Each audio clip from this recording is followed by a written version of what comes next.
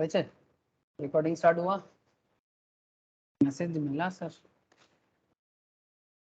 है ना था।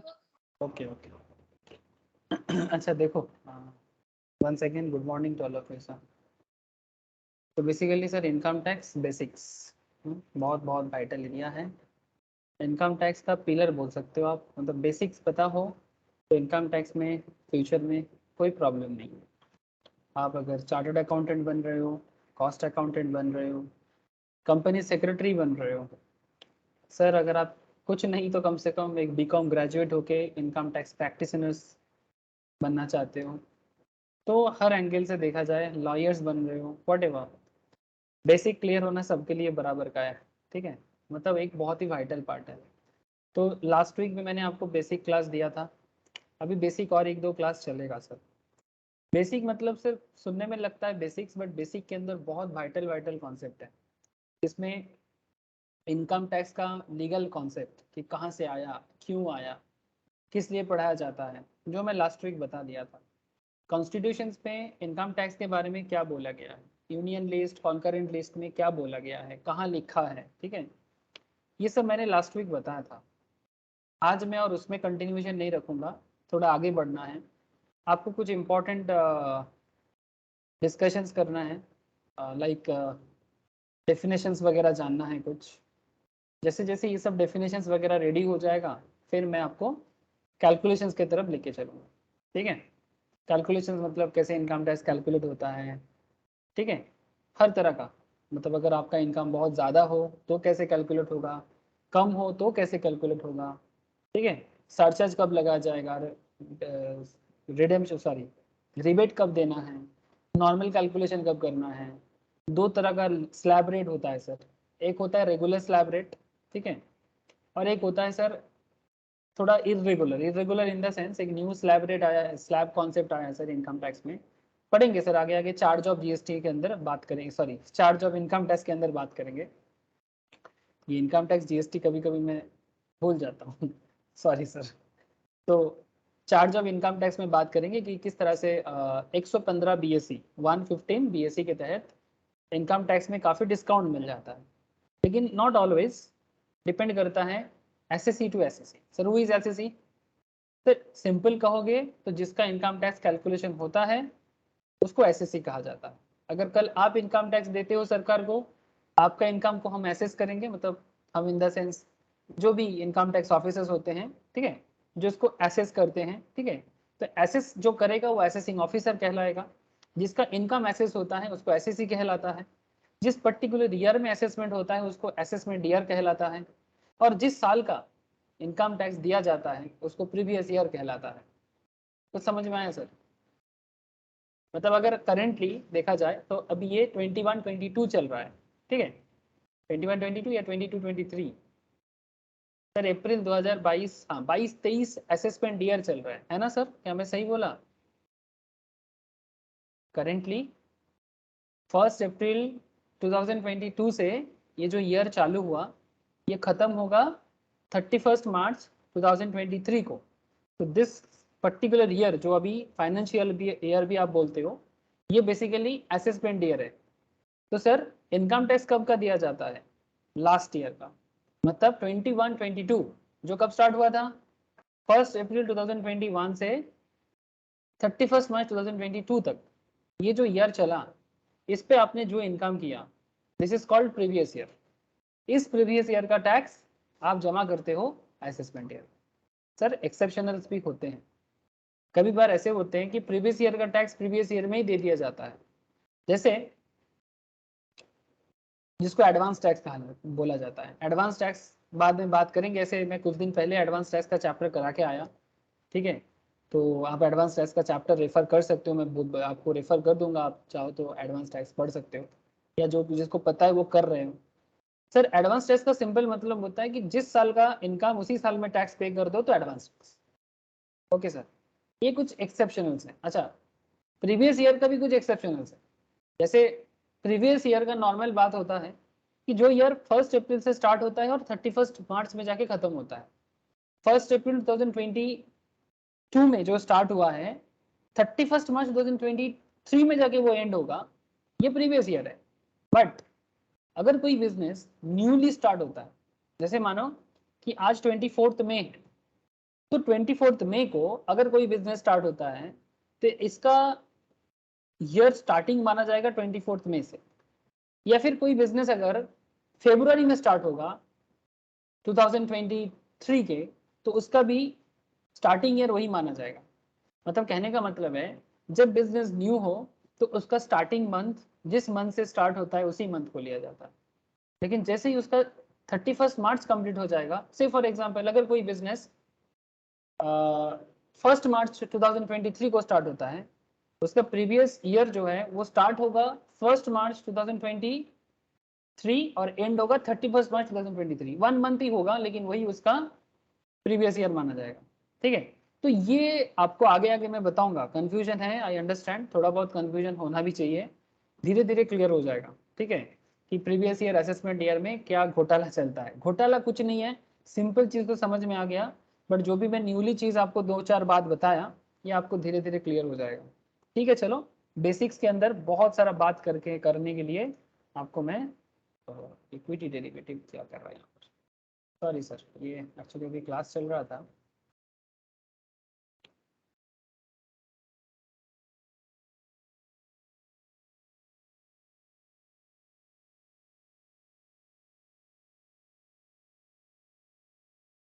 एक सेकंड।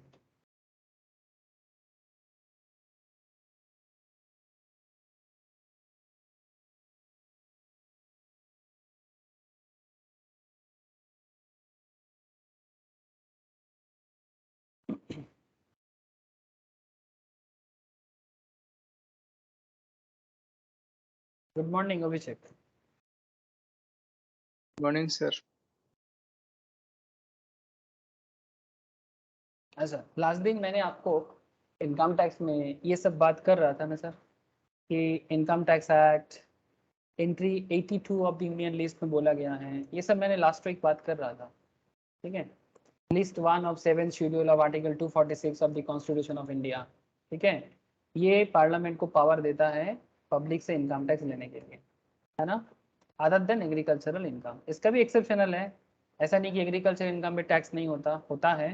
ठीक है, तो कितना होता है और कितना लिया जाता है कितना नहीं लिया जाता है, एग्रीकल्चर इनकम में डिटेल्स डिस्कशंस लाइव में करेंगे। जिनको रिकॉर्डिंग करना है वो रिकॉर्डिंग करके रिवाइज कर सकते हो। ठीक है, अच्छा, तो एग्रीकल्चरल इनकम के अंदर बताऊंगा सर आप लोगों को कि कैसे इनकम टैक्स और एग्रीकल्चर इनकम के अंदर क्या डिफरेंस होता है। नॉर्मली सिंपल तौर पे कहा जाए तो एग्रीकल्चर पे टैक्स नहीं होता, बट एक सर्टेन लेवल के बाद होता है। रूल ऑफ पार्शियल इंटीग्रेशन कहलाता है। डिस्कस करेंगे सर जब नेक्स्ट बेसिक्स के अंदर ही बताऊंगा, बट थोड़ा सा और कुछ दिन बाद। अच्छा sir, components of income tax के अंदर अगर बात करूं तो इसमें इनकम टैक्स एक्ट 1961, हाँ सर 1961 इनकम टैक्स एक्ट जो है यही इसका मेन लॉ है। लेकिन इसके अलावा इनकम टैक्स का हिसाब किताब हमें और भी जगह से मिलता है। कहाँ से सर? इनकम टैक्स रूल 1962 से, ये रूल है। ठीक है सर, रूल और एक्ट में क्या फ़र्क है? सर रूल और एक्ट में फ़र्क ये होता है, जब एक्ट एक आ जाता है ना, उसके बाद अगर कुछ ज़्यादा अमेंडमेंट आ जाता है तो गवर्नमेंट क्या करते हैं, उसके लिए एक रूल बना देता है। कुछ ज़्यादा चेंजेस हो गया तो उसको रूल बना के सामने लाया जाता है। Sir annual finance act, every year government of India का फाइनेंस एक्ट आता है। ठीक है, तो उसमें भी इनकम टैक्स के अमेंडमेंट्स आता है। जो हर साल गवर्नमेंट का बजट होता है ना सर, उसके अंदर भी इनकम टैक्स एक्ट का डिटेल्स आपको मिलेगा। और जैसे आप देखेंगे जब भी गवर्नमेंट बजट निकालते हैं तो सबका नज़र होता है कि इनकम टैक्स में कुछ चेंजेस हुआ कि नहीं हुआ, कुछ हुआ कि नहीं हुआ, ऐसा होता है ना। तो ये बजट में सबका नज़र होता है। अरे होता है कि नहीं होता? बोलो सर। है sir. Very good sir, every year जनवरी मंथ में जब बजट आता है सबका नज़र टिका रहता है कि भाई इस बार इनकम टैक्स में क्या करेगा। तो वो जो चेंजेस लाता है वो फाइनेंस एक्ट के थ्रू से लाता है। तो हाँ बोलो। এইবারেও তো হয়েছে স্যার 2022।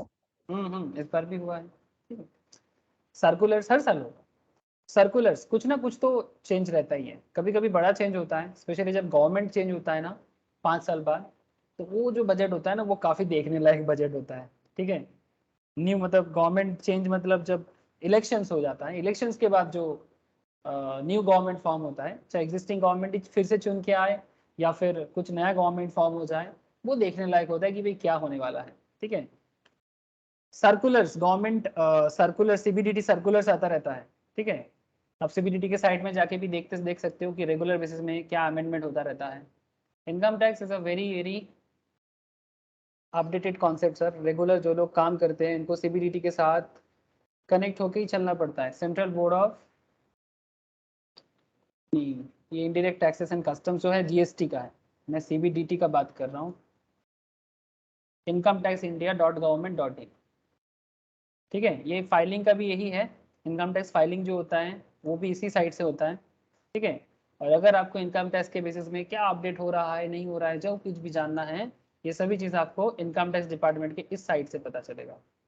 इवन आपको जो मैं पढ़ाता हूँ या फिर institute of chartered, institute of cost, institute of cost accounting, जो भी आपको पढ़ाते हैं इसका जो भी डिटेल्स लिया जाता है ना, for intermediate level, for final level, सभी चीज़ें यहीं से लिया जाता है।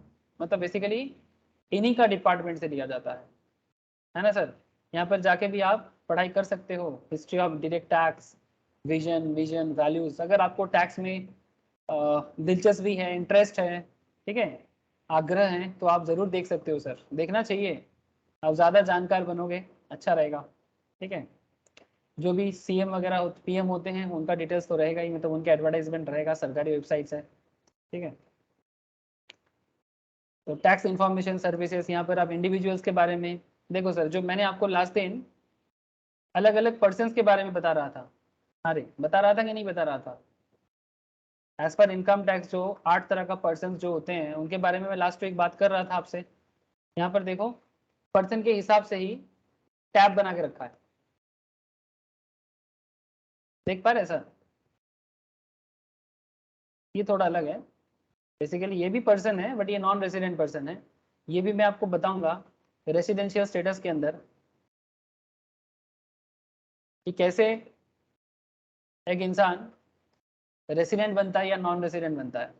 ठीक है, ये भी, इसका भी रूल्स है, ऐसे ही नहीं बन जाता, रूल्स के हिसाब से होता है। बाकी जो इंपॉर्टेंट पैटर्न हो जाता है, दैट इज इंडिविजुअल और एचयूएफ। ठीक है, इसको एक साथ में रखा। फार्म, एलएलपी, ओपी, बीओआई, ठीक है, इसको एक टैब में रखा। कंपनी, ट्रस्ट, ठीक है, आर्टिफिशियल जुडिशियल पर्सन वगैरह, वो सब इनके अंदर आ जाता है। तो बेसिकली पर्सन जितना सारा है वो सभी यहाँ पर दे के रखा है। ठीक है, बाकी फॉर्म डाउनलोड जो चाहिए आपको यहीं पर मिलेगा। सर्फिंग करते रहना और नॉलेज बढ़ाते रहना, मैं आगे आगे जहाँ ज़रूरत पड़ेगा आपको और ज़्यादा चीज़ दिखाऊंगा। ठीक है, तो सर मेनली हम लोग जो अभी पढ़ाई कर रहे हैं इसमें इंडिविजुअल का ऊपर ज़्यादा फोकस है। ठीक है, कंपनी के बारे में बात करूंगा, फार्म, एलएलपी, ओपी के बारे में बात करूंगा, बट सबसे कॉम्प्लेक्स जो एरिया है दैट इज इंडिविजुअल। और फिर आगे आगे जब आप लोग फाइनल लेवल में पढ़ाई करोगे तो वहाँ पर कंपनी कॉर्पोरेट टैक्स को भी एक अलग ही स्पेशल जगह दिया गया। ठीक है, तो डोंट वरी साहब, आगे आगे जानने को मिलेगा आपको, नो इशू। ठीक है, समझ में आ रहा है सर?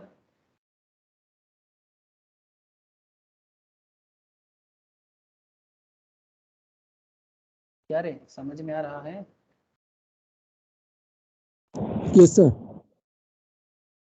ओके, तो ये सब बातें मैं आपसे लास्ट वीक कर रहा था। नोटिफिकेशन के थ्रू से भी अपडेशन आता है, and court decisions, case laws चलता है सर। फाइनल लेवल में जब पहुंचोगे ना, यहाँ पर भी है सीए फाइनल, सीएमए फाइनल या सीएस फाइनल लेवल में केस लॉस बहुत पढ़ना पड़ता है कि कौन से कोर्ट डिसीजंस में क्या हुआ था, उसके बेसिस में आपका आंसर क्या होगा।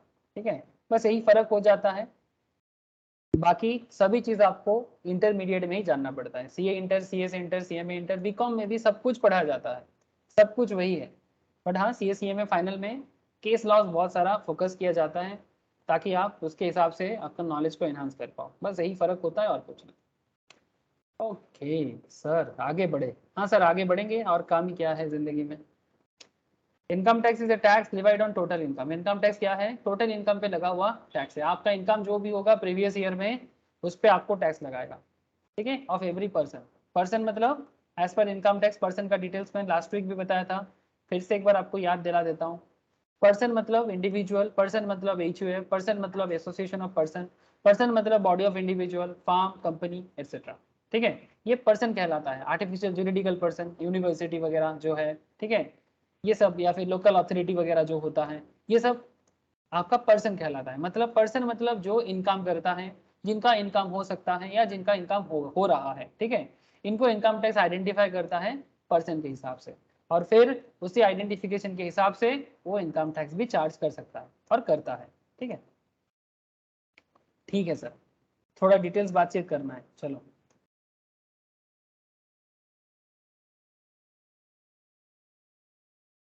जैसे कि पूरा इनकम टैक्स को समझने के लिए, जैसे कि मैंने आपको बोला कि अलग अलग एक्ट्स होता है ना, वो मैं आपको बोला जिसके अंदर इनकम टैक्स का डिटेल्स या लॉ रिलेटेड मैटर होता है। अब आपको लेके चलेंगे sir total income and tax liability कैसे कैलकुलेट होता है, इंपॉर्टेंट डेफिनेशंस कैसे कैलकुलेट, मतलब डेफिनेशंस क्या क्या है, और basis of charge and rate of taxes. ठीक है, हर एक पॉइंट इंपॉर्टेंट है। जैसे एक्ट भी इंपॉर्टेंट है, उसी तरह से एक्ट में लॉ लिखा रहता है कि क्या करना है, क्यों करना है, किस लिए करना है, as per article constitutions, as per section subsections clause etc.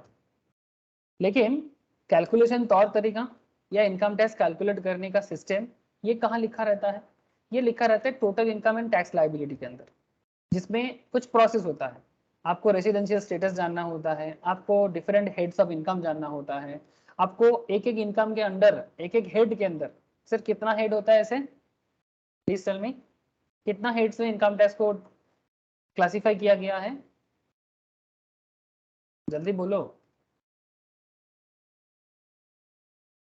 5 heads ना, अरे 5 हेड है ना इनकम का, इनकम टैक्स का। है क्या? रावण का 5 माथा, इनकम टैक्स का, सॉरी रावण का 10 माथा, इनकम सही टैक्स का, जल्दी से कष्ट है। इनकम टैक्स का 5 माथा। ठीक है, 1 2 3 4 5। ठीक है, ये कौन है, ये इनकम टैक्स है। वाह वाह वाह, ऐसा रावण, रावण भी नहीं देखा ऐसा। आप लोग देखे हो कभी रावण, रावण दशहरा के दिन, हाँ दिल्ली में रावण पोड़ा होता है, मेरे नेटिव में भी होता है। ठीक है, रावण दहन। तो बेसिकली इस तरह से 5 हेड में पूरा इनकम टैक्स को कहा गया है। हर एक इनकम हेड के अंदर आपको कैलकुलेशन सीखना होगा कि ईच एंड एवरी हेड, जैसे कि सैलरी, जैसे कि हाउस प्रॉपर्टी, जैसे कि कैपिटल गेन, जैसे कि बिजनेस एंड प्रोफेशन, जैसे कि income from other source. Don't worry, आगे आगे सब बताऊंगा। तो अलग अलग हेड के अंदर इनकम टैक्स को कैलकुलेट करने का, इनकम को कैलकुलेट करने का प्रोविजंस है, सेक्शंस है, सब सेक्शंस है। ठीक है, जैसे ही आपका ये सब हो जाता है, फिर आता है क्लबिंग्स। क्लबिंग में हस्बैंड का इनकम वाइफ के इनकम के साथ जोड़ने का कुछ प्रबंध है। ठीक है, बच्चे के इनकम को पेरेंट्स के इनकम के साथ जोड़ने का कुछ प्रबंध है। तो बेसिकली कॉन्सेप्ट इज दैट कि ये तब किया जाता है, मैं लास्ट दिन भी बोला था, फिर से एक बार बोल रहा हूँ, clubbing of income is a, मतलब is that kind of provision, ये बताते हैं जहां पर गवर्नमेंट को लगता है, इनकम टैक्स डिपार्टमेंट को लगता है कि इनकम टैक्स चोरी हो रहा है, इवेड हो रहा है, इनकम टैक्स इवेजन हो रहा है। ठीक है, मतलब जानबूझ के टैक्स को कम करना चाहता है, और वो भी इलीगली। ठीक है, तो सरकार उसको बंद करने के लिए क्लबिंग प्रोविजंस अप्लाई करते हैं।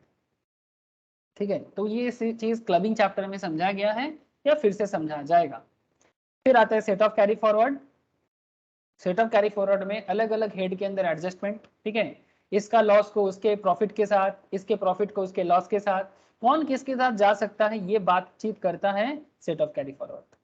फिर आता है GTI, that is total income, और ग्रॉस टोटल इनकम से आपको माइनस करना पड़ता है डिडक्शंस, जो 80C से लेके 80U का एक लंबा सेक्शन का डिस्कशन है, जो आपको बताते हैं कि इनकम टैक्स में डिडक्शंस क्या मिलेगा, नहीं मिलेगा। ठीक है, ये मैं ऑलरेडी रिसेंटली बता के आया, फिर से एक बार बता दूंगा, काम ही है सर रोज रोज बात करना।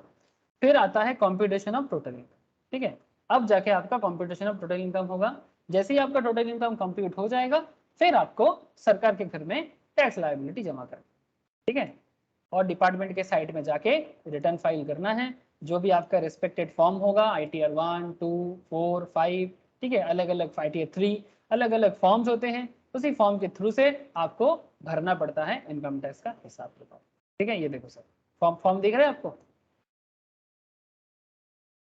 ये देखो सर, फॉर्म ITR 1 और सहज किसके लिए है, लिखा है सर, तो कौन सा इंसान कौन सा फॉर्म के थ्रू से इनकम टैक्स भरेगा, ठीक है। अब इनकम टैक्स के साइट में जाके भी काफी सारा डिटेल्स देख सकते हो। Individuals being a resident other than not ordinary resident having total income up to 50 lakh having income from salary, एक हाउस प्रॉपर्टी, अदर सोर्स जैसे कि interest etcetera, agricultural income up to ₹5,000। तो फिर आप ITR 1 या सहज ये फॉर्म लेना। ITR 2 for individuals and HUFs not having income from profits and gains of business or professions, ठीक है, not having income from profits and business and professions, वो ITR 2 लेगा। बिजनेस इनकम छोड़ के बाकी जो भी इनकम है वो ITR 2 लेके अपना टैक्स जमा करेगा। ITR 3 for individuals and HUFs income from profits and gains of business or professions, ठीक है, जिसका बिजनेस इनकम रहेगा वो ITR 3 से करेगा। ITR 4 जिसका ऑडिट होता है, बिजनेस इनकम जिसका ऑडिट होगा, individual HUF firm other than LLP being a resident having total income up to 50 lakh and having income from business and profession which is computed under section 44AD, 44ADA, 44AE, ठीक है, इनको ITR 4। फिर आता है ITR 5 जिसमें individuals है, HUF है, company है, पर्सन फाइलिंग फ्रॉम ITR 7 वगैरह का कॉन्सेप्ट है, ठीक है।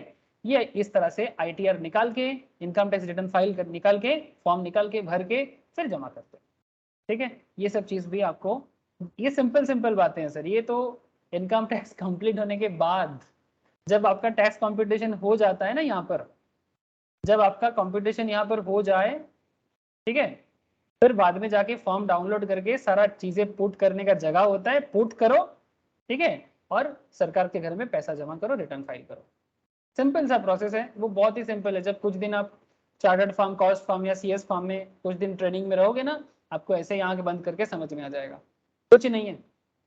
मेन जो है आपको जानना, मतलब बेसिकली जानना पड़ेगा कि भाई क्या होता है, कैसे कैलकुलेट होता है, यही आपको एक टैक्स प्रैक्टिशनर्स के तौर पे बनाएगा। सिंपल बात है सर, ये सब तो समझ जाएंगे धीरे धीरे। और क्या जानना है सर बेसिक्स में?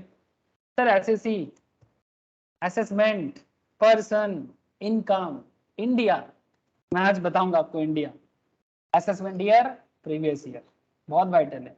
और फिर मैं आपको क्या रेट चल रहा है आज के डेट में ये भी बताऊंगा। रेट थोड़ा चेंज होता रहता है हल्का फुल्का, वो थोड़ा देख के संभाल के पता करके करना चाहिए कि क्या रेट ऑफ इनकम टैक्स और क्या चार्ज ऑफ इनकम टैक्स, मतलब कितने इनकम पे टैक्स चार्ज करेंगे, कितना तक चार्ज नहीं करेंगे। चार्ज का मतलब क्या है? Compulsory acquisition of money under any law, charge करना। जैसे रास्ते में अगर आप हेलमेट नहीं पहन के जाते हो तो ट्रैफिक पुलिस आप पे चार्ज करता है। हेलो जल्दी बोलो, बिना हेलमेट का सवारी को क्या ट्रैफिक पुलिस चार्ज करता है, केस देता है? अरे हाँ ना बोलो तो सही। Yes sir. हाँ सर। Yes sir. तो हाँ सर। बेसिकली चार्ज का क्या मतलब हुआ? जब हेलमेट नहीं पहनेंगे तब पुलिस चार्ज करेगा। तो ऐसा ही इनकम टैक्स कब चार्ज होगा? इनकम के बेसिस में इनकम टैक्स चार्ज होगा। तो उसका कुछ लिमिटेशंस हैं, कुछ रेस्ट्रिक्शंस है, और कुछ क्या बोलो लिमिट है, मतलब जिसके ऊपर जाने से चार्ज होगा अदरवाइज नहीं। तो वही है चार्ज ऑफ इनकम टैक्स। और जैसे ही आप टैक्सेबल कंडीशंस में आ जाते हो फिर आ जाते हैं रेट ऑफ इनकम टैक्स, ठीक है। तो ये है बेसिकली ओवरऑल इनकम टैक्स को समझने का एरिया, जो मैं हर एक क्लास में मोटा मोटी चिल्ला रहा हूँ आजकल, बेसिक्स में बता रहा हूँ। आजकल बेसिक चल रहा है ना, इसलिए बेसिक में हर क्लास में यही चीज़ बताता रहता हूँ। हो सकता है कोई थोड़ा बोर हो जाता है, क्या सर एक ही बात रोज रोज बोलते हो? हाँ सर, आप लोगों का कान खा जाऊंगा, एक बात रोज रोज बकते बकते कान खा जाऊंगा। जी सर, हमारा कान मेरे लिए इम्पोर्टेंट है, आप मत खाओ।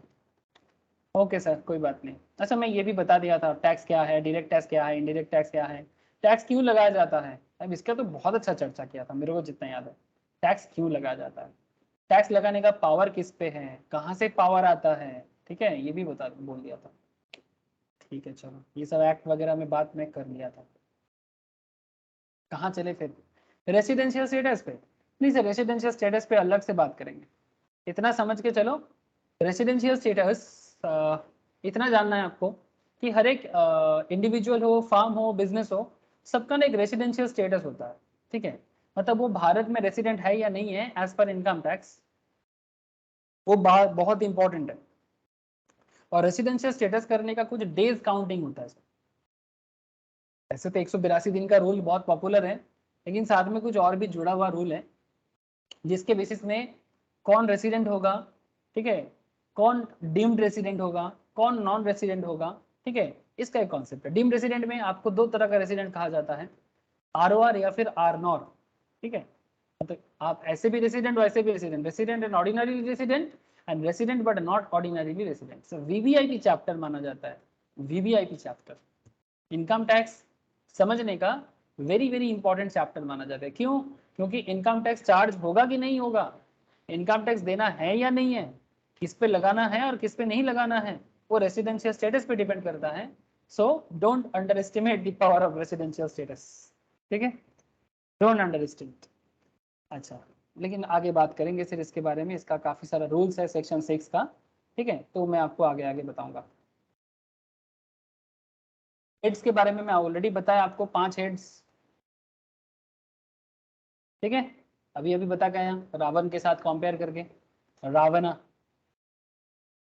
ग्रेट पंडित पर भिलेन कौन? Ravan. Okay,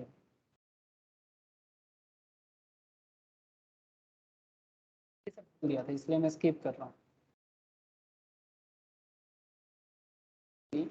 income tax calculate करने के जो स्टेप्स है वो स्टेप्स भी यहाँ पर बता के रखा। पहले क्या क्या स्टेप्स है आप फिर से एक बार याद दिलाता हूँ। इनकम टैक्स कैलकुलेट करने का स्टेप्स अभी बताया, फिर से बता रहा हूँ, ध्यान से सुनना, भूलने का नहीं। इनकम टैक्स कैलकुलेट करने के लिए आपको क्या क्या स्टेप से गुजरना पड़ता है। सबसे पहला स्टेप्स होता है रेसिडेंशियल स्टेटस कैलकुलेट करना, पॉइंट टू बी नोटेड। लेकिन सर जिसको रेसिडेंशियल स्टेटस का काउंटिंग अभी तक नहीं आता है उनको मैं क्लास शेयर कर लूंगा, जिनको जल्दी है, जिनको जल्दी नहीं है वो लाइव में करेगा।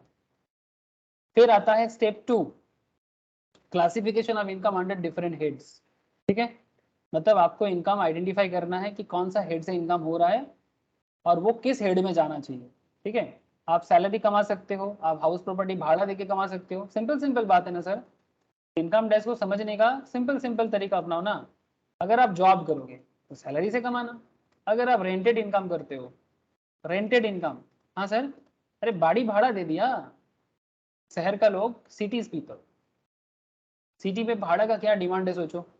अगर आपके रोड साइड में घर है, ठीक है, तो एक एक घर से क्या भाड़ा आ सकता है, just try to understand. City में स्पेशली, गांव में नहीं है, गांव में इतना लोग नहीं है, रियल एस्टेट का उतना वैल्यू नहीं है, भगवान करे गांव में रियल एस्टेट वैल्यू ना बढ़े। सर ऐसा क्यों? सर गांव को गांव रहने दो गांव गांव नहीं रहेगा तो फिर खाने के लिए पत्थर बचेगा, ठीक है, तो सिटी को जो होना है होने दो, एक्सप्लॉइट करना है सिटी को करो, गांव को छोड़ के, ठीक है, सस्टेनेबल डेवलपमेंट होना चाहिए, ओवरऑल हर जगह में डेवलपमेंट बढ़ाना चाहिए। तो सिटी में रियल एस्टेट वैल्यू है, ठीक है, मेटेरियलिस्टिक वर्ल्ड है सिटी, मतलब मेटेरियलिस्टिक वर्ल्ड, यहाँ पर जितना करना है करो भाई, गांव को रहने दो अपने जगह में, नहीं तो शहर का लोग खाएगा क्या। मैं उस दिन बाजार गया और आलू वाला जो है सर, जिससे मैं रेगुलर आलू लेता हूँ, मैं उसको बोलता हूँ कि जाके कि रोज आके उसको जाके मैं नमस्कार करता हूँ, तो मेरे को बोलता है कि दादा आप आके नमस्कार क्यों करते हो, हाँ वैसे मेरे को बाबू बाबू बोलता है, अंकल टाइप में। तो मैं उसको बोलता हूँ कि आप लोगों के बिना, आप किसान नहीं हो बट किसान का चीज मुझे बोलते नहीं, मैं मेरा खेती भी है, मतलब तब तो बढ़िया है। बोलते आपके बिना हमारे जिंदगी में क्या है, हम लोग जो लोग शहर में रहते हैं हमारे जिंदगी में क्या है, अगर आप लोग नहीं हो तो क्या है, आपके बिना हमारा जिंदगी में क्या है।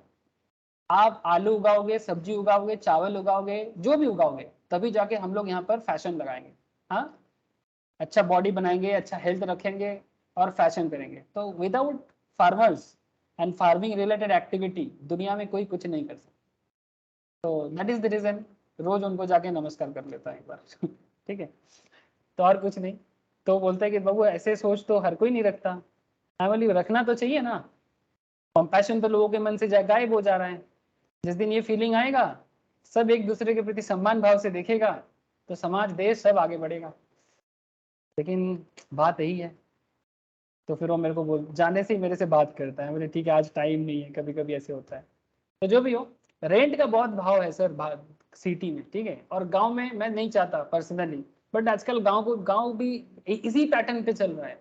Village area, small town area, वो भी चाहता है कोलकाता बन जाए, हर जगह को कॉन्क्रीटाइज कर देना, फ्लैट कल्चर क्रिएट करना। आई डोंट अंडरस्टैंड, बट अब क्या करूं सर। तो इनकम फ्रॉम हाउस प्रॉपर्टी हर जगह में एक बहुत ही इंपॉर्टेंट मैटर हो गया, रेंटेड इनकम, ठीक है। तो सरकार भी कहते हैं भाई रेंट में कमाओ और सरकार के घर में टैक्स जमा करो, लेकिन इसका कैलकुलेशन टेक्निक आपको इनकम फ्रॉम हाउस प्रॉपर्टी से करना पड़ेगा। Sir profits and gain from business and profession, sir ये सब अलग अलग चैप्टर बन के आपको चैप्टर के अंदर मैं डिटेल्स बताऊंगा। सर पीजीबीपी ये क्या है? Profits and gains of business and profession. आप या तो प्रोफेशन संभालो या फिर आप बिजनेस संभालो, ठीक है। तो आप बिजनेस करोगे तो टर्नओवर, प्रोफेशन करोगे तो रिसिप्ट्स।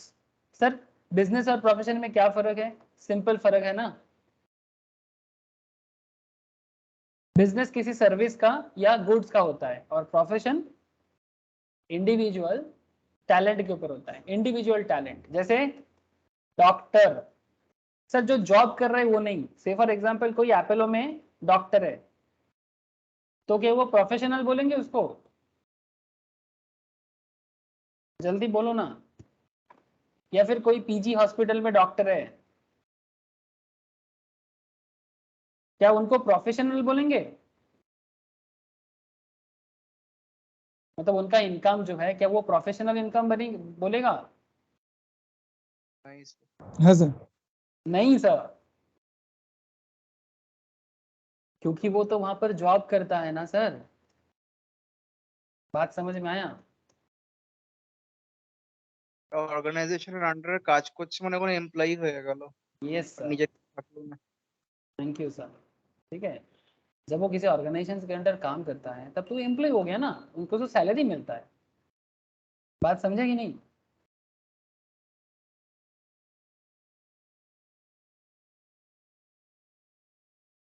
সম্পদ বোঝা গেল কথাটা? लेकिन হ্যাঁ স্যার, হ্যাঁ স্যার, মানে डॉक्टर আমি जब এমপ্লয়িটাকে যে প্রফেশনাল ভুল করে ধরে নিয়েছিলাম।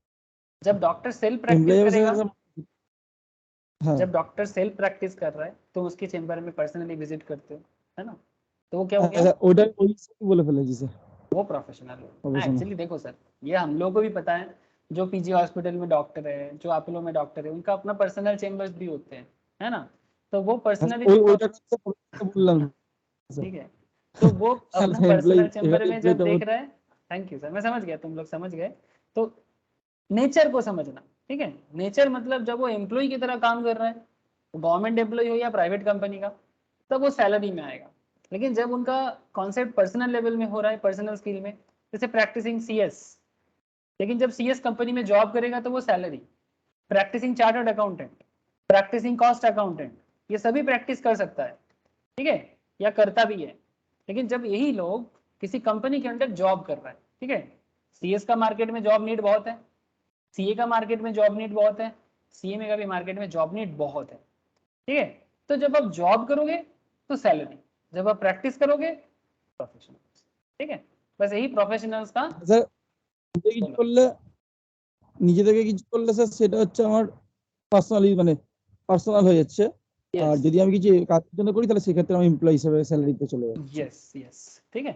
तो ये आइडेंटिफिकेशन आपको करना पड़ेगा और कुछ नहीं। अब आइडेंटिफिकेशन के बेसिस में क्या होता है ना सर, ऑटोमेटिकली आपका टैक्स के अंदर जो अलग अलग प्रोविजंस होते हैं वो अप्लाई होता है, ठीक है सर। तो अलग अलग चैप्टर के अंदर आपको वैसे ही पढ़ाया गया और आगे भी पढ़ाया जाएगा। कैपिटल गेन्स, सर ये क्या है? सर कैपिटल गेन्स मतलब अगर आपके कोई एसेट है, जिसको हम लोग एसेट मतलब कैपिटल एसेट, आपके पास एसेट्स हैं, एसेट को सेल करो, सेल करके प्रॉफिट करो। तो एसेट सेल करके जो प्रॉफिट और गेन आपको होता है ना, वो आपको कैपिटल गेन कहलाता है। से फॉर एग्जांपल आपका कोई शहर में जगह था, जिस जगह को आपने आज से 10 साल 15 साल पहले खरीद लिया था, ठीक है, 20 ईयर्स बैक आपने कोई लैंड परचेज किया था। आज उसका भाव एक टाइम पे जब जब आपने उसको 5 लाख पर काठा, ठीक है, 5 लाख काठा आपने परचेज किया था, आज वही जमीन 50 लाख काठा बिक रहा है 20 साल बाद। ऐसा हो रहा है ना बहुत जगह में। Sir new town, new town क्यों, नॉर्मल कोलकाता का कोई भी लोकेलिटी चूज कर ले, जगह नहीं है घर बनाने का।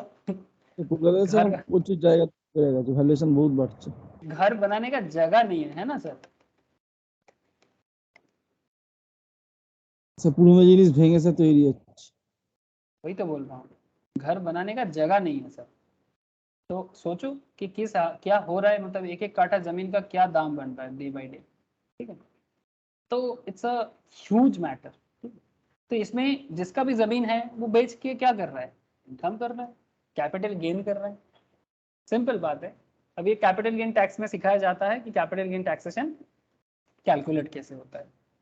Other source interest income, dividend income, है ना, आप शेयर में इन्वेस्ट करते हो, आपको कुछ इनकम होता है, ठीक है। अच्छा, शेयर का इनकम कैपिटल गेन में भी आता है, शेयर का इनकम अदर सोर्स में भी आता है।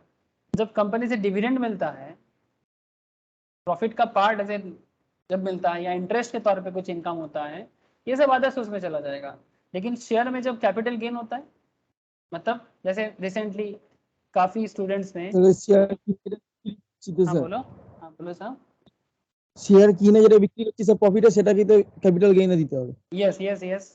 जैसे कुछ दिनों में कुछ लोग काफी अच्छा शॉर्ट टर्म कैपिटल गेन किया, ठीक है, इस ये वाला शेयर में 3-4 महीना, 3 महीना भी नहीं हुआ, ठीक है, 230 में खरीदा था, স্যার 230 पर शेयर में खरीदा था, ठीक है, 700 750 पर शेयर में चल रहा है। तो क्या हो गया, कैपिटल गेन हो गया ना, जो भी सेल कर दिया 500 के आसपास पर शेयर में गेन, ये शॉर्ट टर्म कैपिटल गेन होगा, नो इशू। एक साल के ज्यादा होता तो लॉन्ग टर्म कैपिटल गेन होता, ठीक है। तो ये भी, ये जो टैक्सेशन है ये कैपिटल गेन टैक्स में बताया जाता है। लेकिन इसी कंपनी को आप होल्ड करके रखो, जैसे रिसेंटली आईटीसी ने डिविडेंड डिक्लेयर किया, आईटीसी रिसेंटली डिविडेंड डिक्लेयर किया, ठीक है। तो आईटीसी का शेयर जिनके पास भी इतना दिन में होल्डिंग में है, वो क्या किया सर, वो आईटीसी का डिविडेंड मिलेगा उसको, तो जितना शेयर के बेसिस में पर शेयर कितना, भूल जा रहा हूँ मैं, पर शेयर कुछ परसेंटेज डिविडेंड डिक्लेयर किया, 625% बोल रहे हैं, 6.25 पर शेयर फेस वैल्यू पे होता है। ये देखो 6.25 पर शेयर, ठीक है, मतलब एक एक शेयर 1 रुपये का माना गया फेस वैल्यू। तो अगर आप 6.25 पर शेयर में मिलेगा तो 625% डिविडेंड है। अगर किसी के पास 1 लाख शेयर है आईटीसी का, तो 1 लाख इंटू 6.25, समझ रहे हैं, किसी के पास 10,000 है तो 10,000 इंटू 6.25, किसी के पास 1000 शेयर है तो 1000 इंटू 6.25। যার কাছে স্যার हाँ কারো কাছে যদি 500 টাকা থাকে 500 টাকা শেয়ার থাকলেও সে পাবে স্যার। हाँ हाँ हाँ, একটা শেয়ার থাকলেও পাবে। তাহলে স্যার মানে ধরুন এবার শেয়ারটা ধরুন স্যার 500 মানে ধরুন স্যার 10টা শেয়ার কেনা আছে সামথিং বললাম, তো স্যার ডিভিডেন্ড তো পেলো, তার উপর ডিভিডেন্ড পেয়ে গেল, মানে স্যার ডিভিডেন্ডটা পাওয়া মানে কি তারপরে তাকে কি শেয়ারটা বিক্রি করতে হবে এখন নাকি স্যার রেখেও দিতে পারে? नहीं नहीं, ऐसा कुछ नहीं है, तुम रख सकते हो, छोड़ सकते हो, अपने ऊपर है। স্যার এটা এক্সট্রা প্রফিট কি অটোমেটিক টাকাটা কি ঢুকে গেল এক্সট্রা যতগুলো हाँ, থাকবে? वो अकाउंट में डायरेक्ट क्रेडिट हो जाएगा।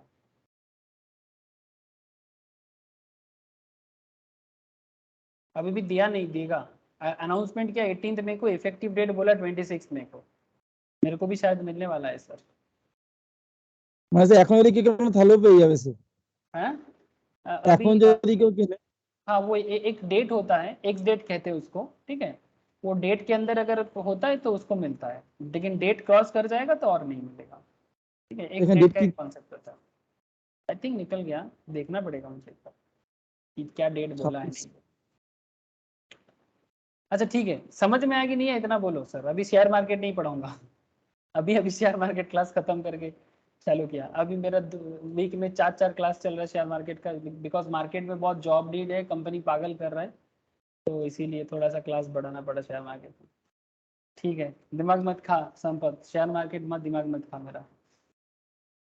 अच्छा, तो इनकम फ्रॉम अदर सोर्स समझ में आ गया सर, मतलब शेयर के बाद बारे में इसलिए मुझे बोलना पड़ा, बिकॉज शेयर कैपिटल गेन में भी आ सकता है, शेयर अदर सोर्स में भी जा सकता है।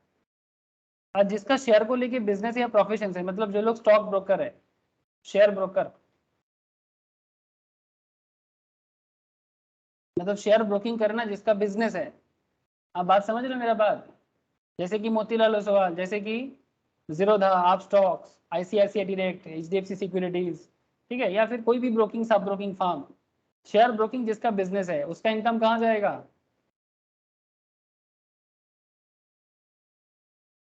फिर उसका इनकम प्रोफेशन में या बिजनेस में जाएगा, नॉर्मली बिजनेस में जाएगा, बिकॉज उसका शेयर ब्रोकिंग बिजनेस है। समझ में आ गया ना सर? क्वेश्चंस करवाया जाता है, जब क्वेश्चन की मतलब डिटेल्स डिस्कशंस करते हैं चैप्टर वाइज, तब एक एक बात डिस्कस कर लेते हैं आपसे। लेकिन आपको क्या समझ में आया सर, हेड को कैसे आइडेंटिफाई करना होता है, सिंपल तरीके से कुछ पॉपुलर पॉइंट पे मैंने बात किया।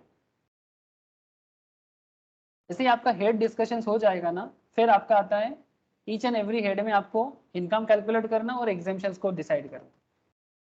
ठीक है, ये समझ के चलना सर। हर एक चैप्टर का अपना अपना एग्जाम्पशंस होता है, हर चैप्टर का अपना अपना एग्जाम्पशंस। ठीक है, तो एग्जाम्पशंस देने के बाद आपको डिडक्शंस देना पड़ता है।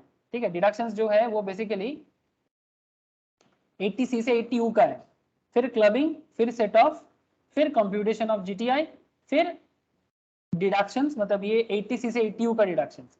ठीक है, अब 80C से 80U के अंदर क्या क्या डिडक्शंस आपको मिल सकता है, मैं एक बार आपको याद दिला देता हूँ। ऐसे तो इसका सेक्शन वाइज डिस्कशंस करता हूँ, बट क्योंकि ये बेसिक का क्लास है, तो आपको एक आइडिया होना चाहिए कि जब आपका जीटीआई निकल जाता है सर, ग्रॉस टोटल इनकम जब आप कैलकुलेट कर लेते हो, जैसे ही आपका ग्रॉस टोटल इनकम कैलकुलेट हो जाएगा सर, जिनको ऐसा लग रहा है कि सर कैसे क्या होता है, रिसेंटली मैंने टोटल इनकम का क्लास दिया था, जिन लोगों ने टोटल इनकम क्लास कंप्लीट कर लिया उनको तो पता चल गया, जिन्होंने उस टाइम पे नहीं किया वो टोटल इनकम का क्लास देखे तो उसको प्रैक्टिकली पता चल जाएगा हर एक स्टेप कैसे फॉलो हुआ है।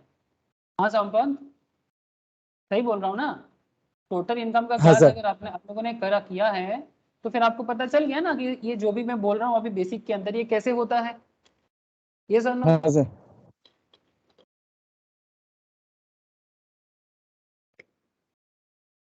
तेरहटा स्टेप है जैसे।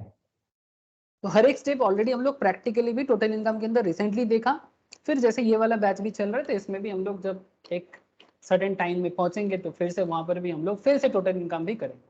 उसको जल्दी है थोड़ा टोटल इनकम सीखने का, वो क्लास लेके भी घर पे देख सकता है कि कैसे टोटल इनकम कैलकुलेशन होता है।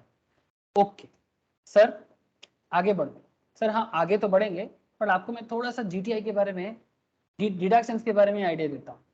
जीटीआई से जब आपका डिडक्शंस का एरिया आता है तो यहाँ पर आपको क्या क्या डिडक्शन मिलता है। डिडक्शंस मतलब आपके इनकम से बात दिया जाता है। इनकम से मतलब बेसिकली आप ऐसे बोल सकते हो सिंपल तरीके से कि आप अपनी इनकम को कम कर सकते हो। सर हर कोई कर सकता है, yes, anybody can reduce there income ताकि उनका टैक्स लायबिलिटी कम हो जाए। सर ऐसा क्यों, सरकार ऐसा चाहता है क्या? हाँ सर सरकार चाहता है। क्यों चाहते हैं सर? सरकार इसलिए चाहते हैं गवर्नमेंट, बिकॉज देखो अगर आप कभी अपने लिए कुछ करते हो, because government income tax provide करते हैं पब्लिक वेलफेयर के लिए, और जब आप पब्लिक वेलफेयर करोगे या फैमिली वेलफेयर करोगे तो सरकार का कुछ रिस्पॉन्सिबिलिटीज आपने उठा लिया ना। पॉइंट टू बी नोटेड, ये डिडक्शन दिया क्यों जाता है? 80C से लेके 80U का जो सेक्शन है, जो बहुत ही पॉपुलर सेक्शन है, डिडक्शन चैप्टर में डिटेल्स में बात करूंगा, ये तो बेसिक है, लेकिन कहने का मतलब ये है कि सर क्यों दिया जाता है। सिंपल बात है, कॉमन सेंस में दिमाग को यूज करना दिमाग में, कि सर गवर्नमेंट सिंपल कहना चाहता है आपसे कि अगर वेलफेयर का काम सरकार का है, अगर वही वेलफेयर का काम आप कर रहे हो, तो गवर्नमेंट आपको ये बेनिफिट देने को मौका देता है, लेकिन हाँ सर्टेन लिमिट तक। ऐसा नहीं कि पूरा का पूरा, तो सरकार क्या खाएगा, है ना? तो जैसे मानो सिंपल तरीका देखो सर, लाइफ इंश्योरेंस प्रीमियम भरोगे तो आपके फैमिली का वेलफेयर होता है कि नहीं होता? जल्दी बोलो। हाँ सर। प्रोविडेंट फंड में पैसा रखोगे, मेडिकल इंश्योरेंस प्रीमियम भरोगे, एजुकेशन के लिए लोन का इंटरेस्ट भरोगे, ठीक है, रेसिडेंशियल हाउस के लिए इंटरेस्ट भरोगे, ये सब आप अपने वेलफेयर के लिए या फैमिली के वेलफेयर के लिए कर रहे हो, जो गवर्नमेंट भी चाहते कि आपका वेलफेयर हो, है ना? यही तो गवर्नमेंट का काम है।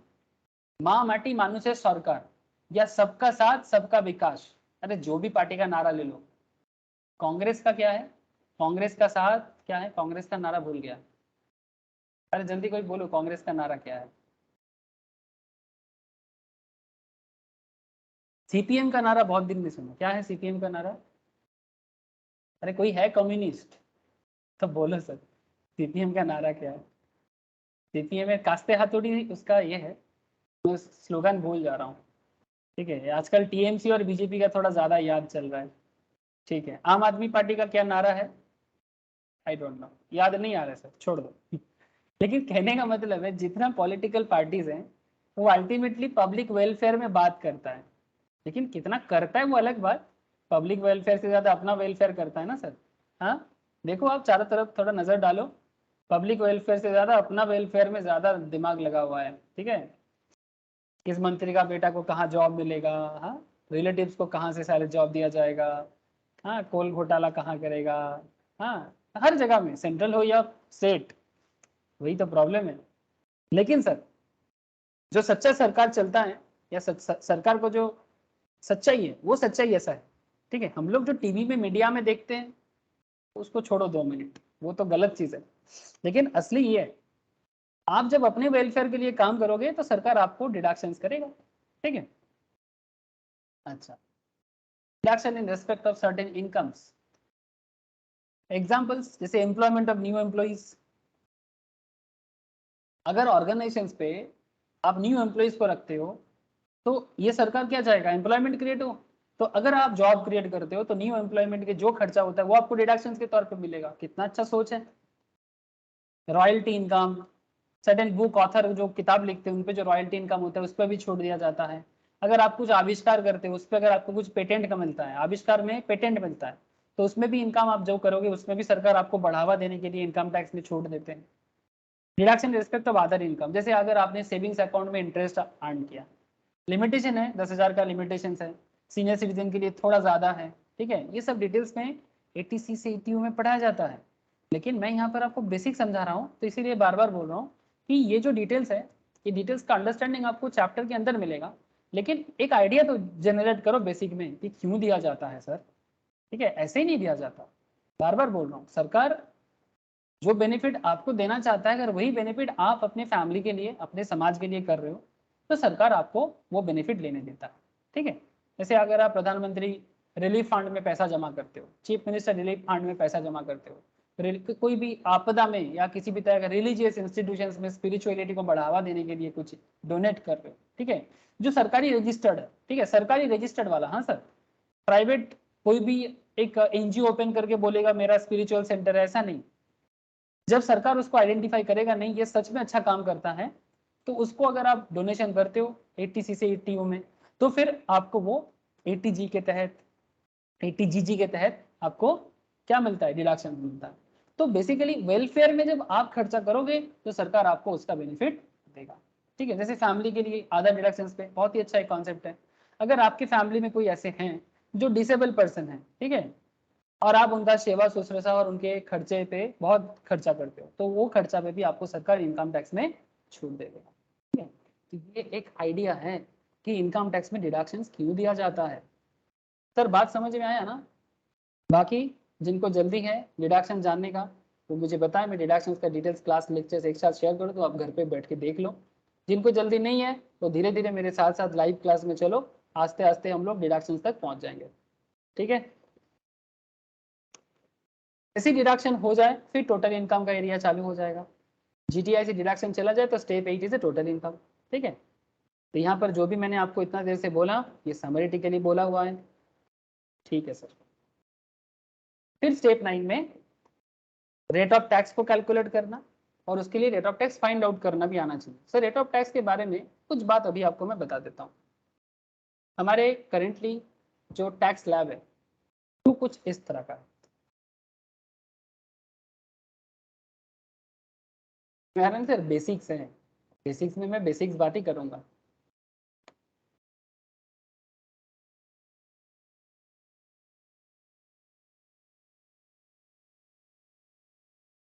ये रेट ऑफ टैक्स दिखाई दे रहा है क्या? हेलो सर, बोलो, दिखाई दे रहा है ना आप लोगों को?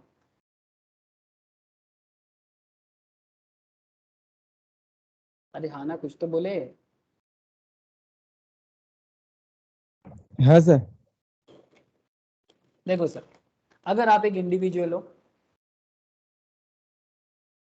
और अगर आप 115 बीएससी के साथ नहीं हो, सर ये क्या है 115 बीएससी, 115 बीएससी क्या है? मैं आपको अभी स्टार्टिंग में इंट्रोडक्शन में बोल रहा था ना आज के क्लास में कि सर सरकार ने एक डिस्काउंटेड रेट लाया जिसमें उसको 80C से 80U का बेनिफिट नहीं मिलेगा पर टैक्स रेट में कुछ छूट मिलेगा, ठीक है सर। वो क्या रेट है आगे बात कर लेंगे, लेकिन फिलहाल जो रेगुलर रेट चल रहा है वो देख लो।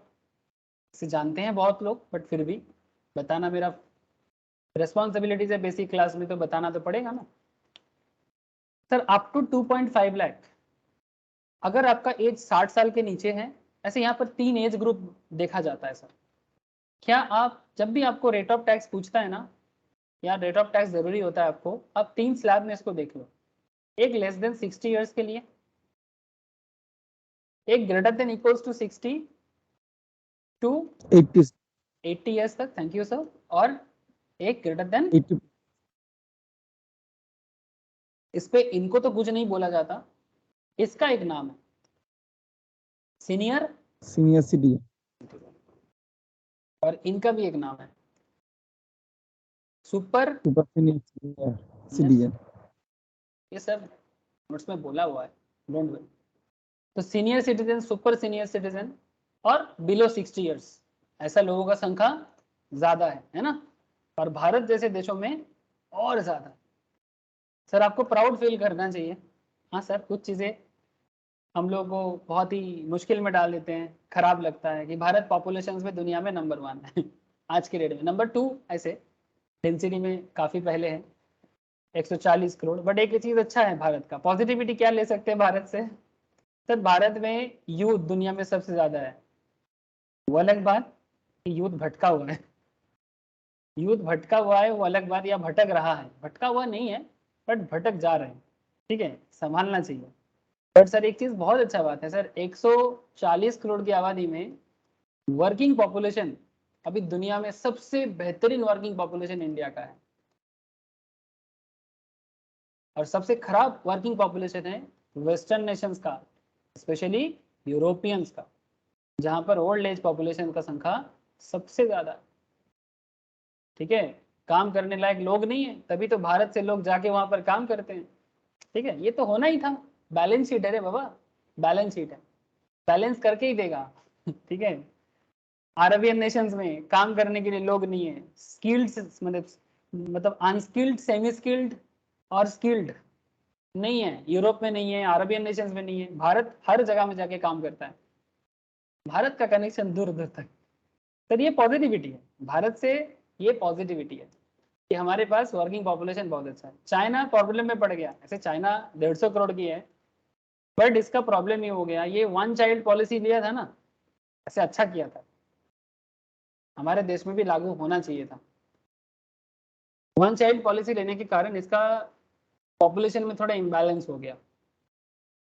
ठीक है, और ये तो आप लोग जानते हो 1 पार्टी गवर्नमेंट है चाइना, एक ही सरकार, एक ही पार्टी सरकार चलाते हैं, कोई दूसरा तीसरा चौथा पार्टी नहीं है यहाँ पर।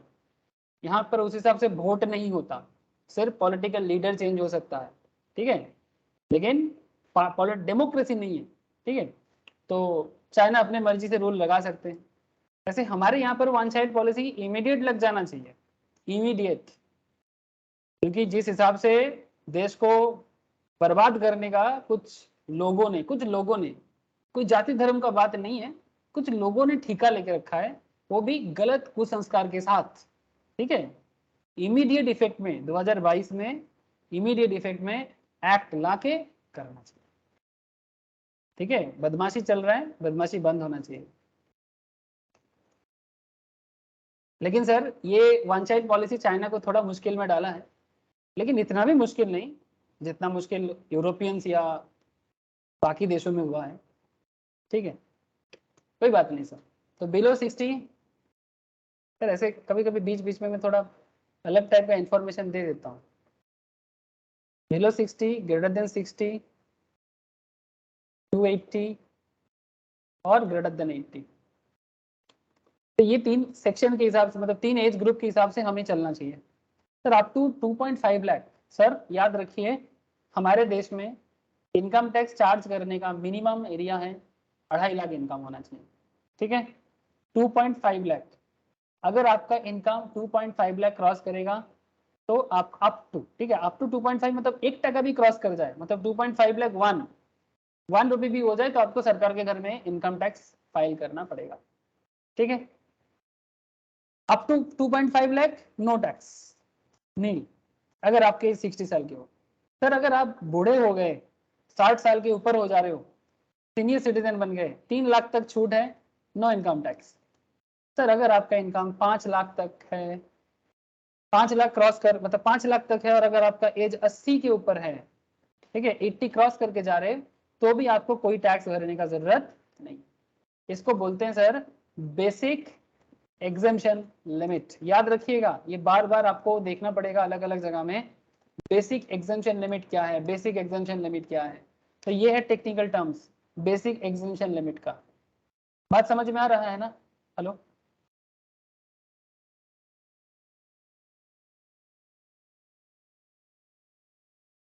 बोलिएगा सर, समझ में ना आए तो भी बोलिए, आ रहा है तो भी बोलिए, मुझे थोड़ा मोटिवेशन मिल जाएगा।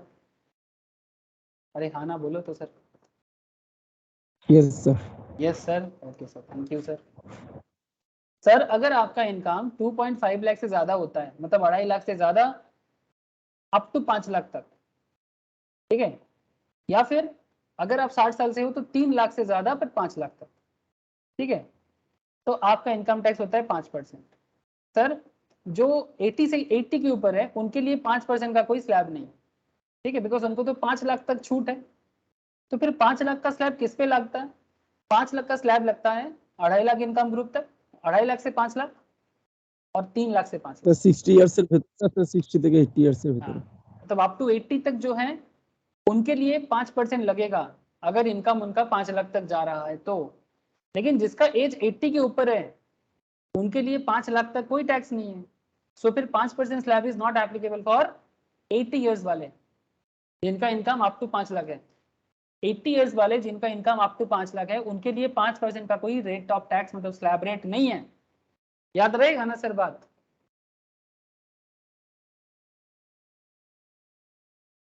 याद जरूर रखिएगा, कई बार मैं देखता हूँ क्वेश्चन में गलती कर देते स्टूडेंट। सर 5 लाख से 10 लाख का अगर आपका इनकम है तो चाहे आप कोई भी एज ग्रुप में आ जाओ, अब फर्क नहीं पड़ता, अब फर्क नहीं पड़ता कौन से एज ग्रुप में, अब फर्क नहीं पड़ता, चाहे आप 60 के नीचे हो, 60 से 80 के हो, 80 के ऊपर हो, डजेंट मैटर, आपका रेट ऑफ टैक्स 20% होगा 5 लाख से 10 लाख का। अगर आपका इनकम 10 लाख के ऊपर जाता है तो आपको 30% टैक्स देना पड़ेगा। अच्छा क्या फ्लैट है बाबा? अरे नहीं, फ्लैट नहीं है। से फॉर एग्जांपल किसी का इनकम 10 लाख है, चलो एग्जांपल के तौर पे, लिखने का जरूरत नहीं है, मैं रफ में कर रहा हूँ, समझो सर। सर मानो कि किसी का इनकम है 10 लाख, 10 लाख नहीं 11 लाख, हाँ 11 लाख इनकम है।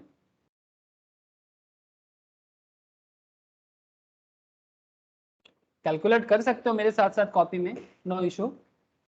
मैं यहाँ पर क्या कैलकुलेशन करूंगा, एक इंसान है जिसका इनकम है 11 लाख रुपीज, एनुअल इनकम है सर, एनुअल इनकम 11 लाख, मतलब मंथली कितना मिलता है रे बाबा? अच्छा इसको 12 लाख कर दें, मंथली 1 लाख करके, चलो सर आपका मंथली सैलरी 1 लाख है, तो आप 1 लाख इंटू 12, 12 लाख आप एनुअली कमाते हो, आपका टैक्स लाइबिलिटी क्या हो जाएगा? इसी सिस्टम से समझना पड़ेगा, है ना? तो इसी सिस्टम से समझ लो सर। अप टू, अब देखो कोई बार क्या मिस्टेक होता है लोगों से, वो स्लैब तो पढ़ लिया, ध्यान से सुनना बात, स्लैब तो पढ़ लिया कि इनकम टैक्स का रेट ये है कि 2.5 लाख तक नील है, 2.5 लाख से 5 लाख 5%, 5 लाख से 10 लाख 20%, 10 लाख के ऊपर जाएगा तो 30%, ये तो वो पढ़ लिया, सुन भी लिया। अब जैसे ही बोला 12 लाख, वो क्या करेगा बोले तो 12 लाख पे 30% टैक्स लगा देगा और बोलेगा सर 3,60,000 टैक्स लाइबिलिटी है, और साथ में जो एजुकेशन एंड हेल्थ से 4% वो भी लगा देगा और बोलेगा उतना टैक्स सरकार को भरना पड़ेगा। लेकिन क्या ये স্যার सही হবে हुआ? না তো স্যার? না স্যার। रॉन्ग है सर, ये गलत है, डोंट डू दिस। ये गलती बहुत लोग इग्नोरेंटली करता है, তো এটা ठीक है? এজ কত ধরতে হবে? हाँ, এই अरे মানে এই 12 লাখ এজ কত अगर ধরবেন? अगर मैं कुछ नहीं बोला तो क्या क्या मानेगा? তো 60 বিলো। अगर क्वेश्चन में कुछ नहीं बोलेगा तो बिलो 60, ठीक है, कॉमन सेंस पे। अगर क्वेश्चन मेंशन करेगा, अगर क्वेश्चन मेंशन करेगा तो क्वेश्चन फॉलो करके चलना, सिंपल है।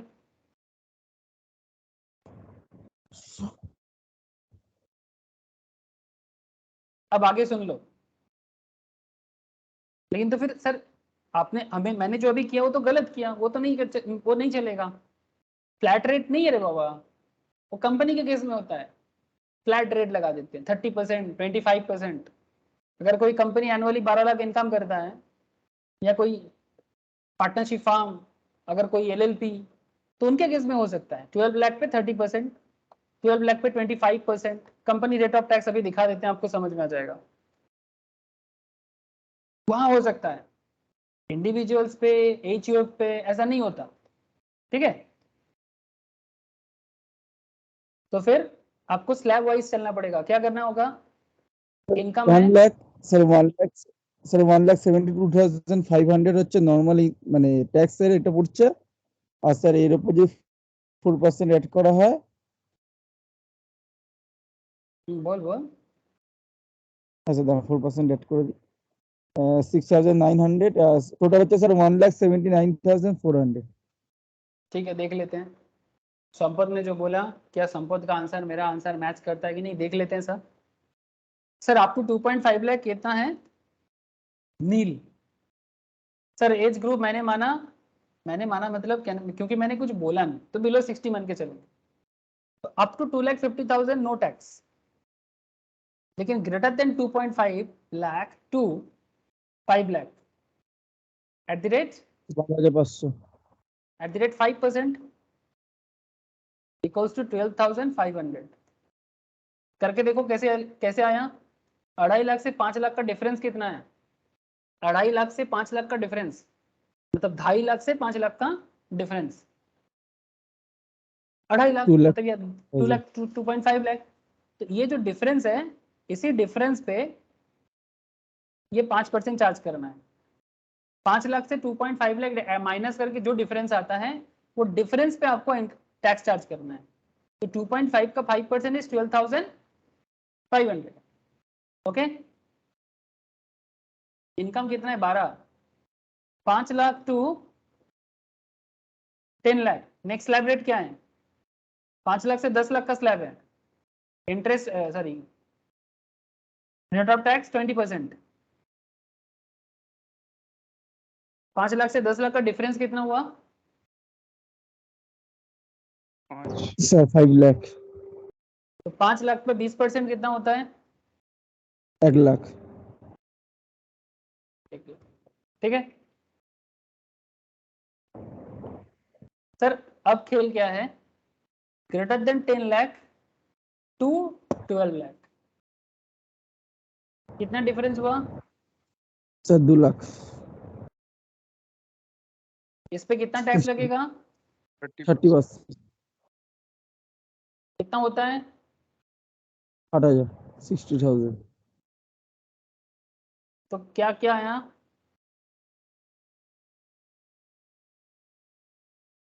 1,60,000 एंड 12,500 कितना हो जाता है, 1,72,500। 1,72,500।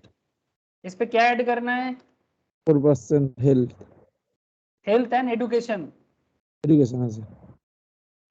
पहले क्या होता था, 3-4 साल पहले, एडुकेशन हेल्थ सेस बोल के कुछ नहीं लेता था।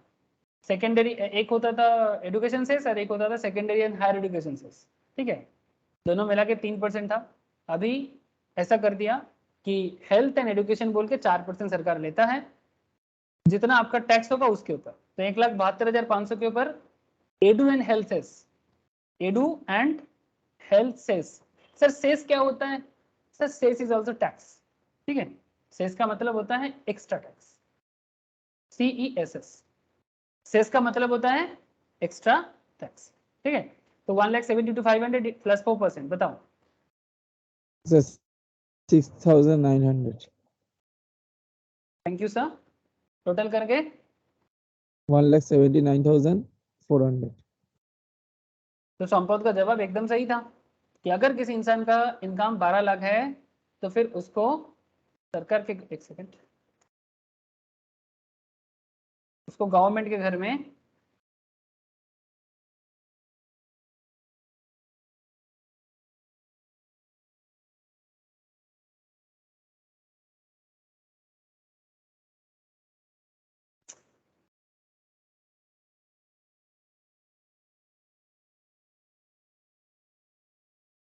गवर्नमेंट के घर में उनको 12 लाख इनकम पे गवर्नमेंट के घर में जमा कितना करना है, 1,79,400। ठीक है सर। लेकिन यहाँ पर एक खेल था सर, यहाँ पर तो कोई डिडक्शंस वगैरह तो कुछ नहीं दिए। हाँ, कोई डिडक्शंस वगैरह, एक्चुअली डिडक्शंस अगर देना था ना तो ये 12 लाख से पहले आता है। ये हमारा नेट इनकम मान के हम लोगों ने कैलकुलेट किया। आप बात समझ रहे हैं ना? ये इससे पहले आपका नेट इनकम से पहले आपका जीटीआई था। স্যার গ্রস থেকে তো স্যার ডিডাকশনটা লেস করে তারপর তো নেট আছে। ग्रॉस से फॉर एग्जांपल आपने एलआईसी प्रीमियम भरा था, से फॉर एग्जांपल आपने हेल्थ इंश्योरेंस भरा था, से फॉर एग्जांपल आपने प्रोविडेंट फंड में पैसा जमा किया था, से फॉर एग्जांपल आपने किसी डिपेंडेंट के लिए खर्चा किया था। लिमिट है उसका, चैप्टर में बताएंगे। तो अगर आप कुछ ऐसा खर्चा करते हो ना तो वो खर्चा माइनस करके आप नेट इनकम को कम कर सकते हो, जो टैक्स प्लानिंग का पार्ट है। ठीक है, that is called tax planning. और लीगली टैक्स कम करने का जगह है। ठीक है, और यहाँ पर और एक चीज होता है कि अगर आपका कोई टैक्स ऑलरेडी पहले ही काट चुका है, लाइक टीडीएस वगैरह कुछ है पहले ही काट चुका है, तो वो आप माइनस कर सकते हो। सर ये जो भी मैं बात अभी कर रहा हूँ ना, ये सब मैं आपको आगे आगे समझाऊंगा। ठीक है, अभी इतना एडवांस लेवल में बात करूंगा क्योंकि ये बेसिक का कॉन्सेप्ट है, तो बेसिक में इतना एडवांस बात नहीं करना चाहिए, फिर खिचड़ी पक जाता, इसलिए मैं नहीं पकाना चाहता। जिसको एडवांस क्लास करना है, जिसको लग रहा है कि मैं एडवांस समझ सकता हूँ, मैं पहले भी किया, वो एडवांस क्लास मेरे से लेके घर पे करे, कोई डाउट हो तो मुझको पूछे। ठीक है, सारा एडवांस लेक्चर्स मिल जाएगा सर, रिसेंट क्लासेस है, मिल जाएगा। ओके सर, ठीक है, समझ में आ गया। 12 लाख इनकम पे कैसे सरकार को टैक्स देना पड़ा, 179,400। सही तो रे? अरे बोल। হ্যাঁ স্যার। Thank you sir. क्या हो गया, हैंग कर गया क्या?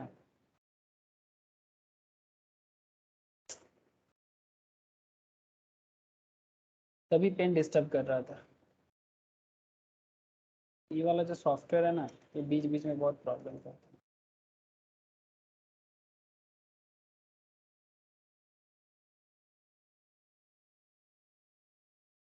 चलो ठीक हो गया, भगवान के लिए ठीक हो गया। तो ये था नॉर्मल टैक्स रेट। ठीक है, नॉर्मल इंडिविजुअल्स का टैक्स रेट। सर एचयूएफ का टैक्स रेट देखोगे? अरे देखना तो चाहिए सर। हिंदू अनडिवाइडेड फैमिली जो होते हैं, हिंदू अनडिवाइडेड फैमिली मतलब जॉइंट हिंदू फैमिली। ठीक है sir, Hindu in the sense sir कोई धर्म का बात नहीं है, मैं हमेशा बोलता हूँ हिंदुस्तान में रहने वाले हर कोई हिंदू है। अब कुछ लोग मानते नहीं है, यही प्रॉब्लम है। हाँ सर, ये मानना पड़ेगा। आप हिंदुस्तान में हो, इसका मतलब है एक्चुअली आप ये देश का पार्ट हो। अब किसी का अलग अलग रिलीजन हो सकता है, कोई इस्लाम फॉलो कर सकता है, कोई जैनिज्म फॉलो कर सकता है, कोई बुद्धिज्म फॉलो कर सकता है, बट अब हिंदुस्तानी हो। ठीक है तो हिंदू, और गवर्नमेंट भी वही बोल रहा है। ठीक है, आप देखो actually Hindu is not a religion properly. Hindu concept जो है, ये जो भारत भूमि है, ये भारत भूमि में रहने वाले लोग, एक्चुअली इसको ना थोड़ा सा प्रॉब्लम क्या कर दिया, ये ईरानियंस, ठीक है, जो पारसी है ना, वो हम लोगों को ना हिंदू हिंदू बोलता था। क्यों बोलता था जानते हो? हिंदू सिंधु के किनारे रहने वाले, सिंधु के किनारे रहने वाले हैं हिंदू। एक्चुअली वो लोग प्रोनाउंस नहीं कर पाता था, सिंधु बोलता था, इंदु इंदु बोलता था, सिंधु से इंदु, इंदु से हिंदू। ठीक है, तो इसीलिए दुनिया के सामने हम लोग हो गए हिंदू, और यही तो कारण है। अब इसको लेके अगर कोई जात पात धर्म करेगा तो वो पागल नहीं है ना। हाँ, ये इस मिट्टी का कल्चर है जो यहाँ पर होता है। अब कुछ लोग अगर जबरदस्ती बाहर का कल्चर को यहाँ पर जबरदस्ती डालेगा, दिमाग में कुछ भूसा डाल के, ठीक है, तो मुश्किल तो होगा। हर देश का अपना नियम होता है, that is called law of land. अब तुम लॉ ऑफ लैंड को तोड़ोगे, दिक्कत तो होगा। अब ये बेसिक सा बात लोगों को क्यों समझ में नहीं आता? लोग बोलते हैं सब अपना अपना करेगा। अरे भाई, अपना अपना क्या होता है? लॉ ऑफ लैंड बोल के कुछ होता है। अरब में अरब का नियम चलता है ना, तो भारत में भारत का नियम चलाने से धर्म कहाँ आ जाता है? ये मुझे आज तक समझ में नहीं आया। हाँ, ये किसी को समझाने जाओ तो सब बोलेंगे कि सेकुलरिज्म। अरे भाई, सेकुलरिज्म बाद में देख लेना। अगर अरब में अरब का नियम चलता है, अमेरिका में अमेरिका का नियम चलता है, तो भारत में भारत का नियम चलेगा, यहाँ पर बाहर का नियम क्यों चलाना है? अगर चलाते हो तो रेस्पेक्ट के साथ, नो इश्यू विद दैट, ठीक है। लेकिन यही बात लोगों को आज तक समझ में नहीं आ रही, यही खिचड़ी है भारत का। आप लोग बात को समझो, ठीक है। मैं ये नहीं बोल रहा हूँ कि आप अपना अपना फेथ नहीं फॉलो करो, जिसका जो फेथ है फॉलो करे, बट लॉ ऑफ लैंड है सर। अब इसको तुम जितना तोड़ने का कोशिश करोगे उतना आवाज आएगा, उतना आवाज आएगा। जितना बोलोगे नहीं एडजस्ट कर लो, जितना एडजस्ट करने बोलोगे उतना चिल्ला हल्ला हो। एडजस्ट क्यों करेगा कोई? हाँ, एडजस्ट करते करते इतना साल बीता, और कितना साल बिताएंगे? नहीं सर, ये बात समझना पड़ेगा। हिंदू अनडिवाइडेड फैमिली का बात जब मैं करता हूँ, एज पर एक्ट बात कर रहा हूँ, इसके अंदर जैन, सिख, बुद्धिस्ट, ठीक है, ये सभी इंक्लूडेड है। एक्सेप्ट इस्लामिक को जगह नहीं दिया गया, दैट कारण इसका कोई दुश्मनी नहीं है, वो अपना पर्सनल रूल फॉलो करना चाहता है, दैट्स वाई, ठीक है। इस्लामिक वाले अपना पर्सनल रूल फॉलो करना चाहता है, तो उनको रेस्पेक्ट देने के कारण HUF के अंदर ये रूल लागू नहीं हुआ। मतलब बेसिकली वो हिंदुस्तान में रहते हैं, बट वो हिंदू कॉन्सेप्ट के साथ मैच नहीं करना चाहता। प्रॉब्लम यही है, रहेंगे हिंदुस्तान में बट कॉन्सेप्ट के साथ मैच नहीं करेंगे, खिचड़ी बना रहे हैं ना। मुझे किसी जाति या धर्म से कोई प्रॉब्लम नहीं है, बट प्रॉब्लम यही है जब रूल इतना टफ क्यों हो जाता है सर। मतलब मैं आपको रूल समझा रहा हूँ, मैं आपको बता रहा हूँ HUF, पर मुझे बताना पड़ेगा कि इस्लाम इसके अंदर नहीं है। डिवाइड तो यहीं पर हो गया ना। आगे बढ़ते हैं।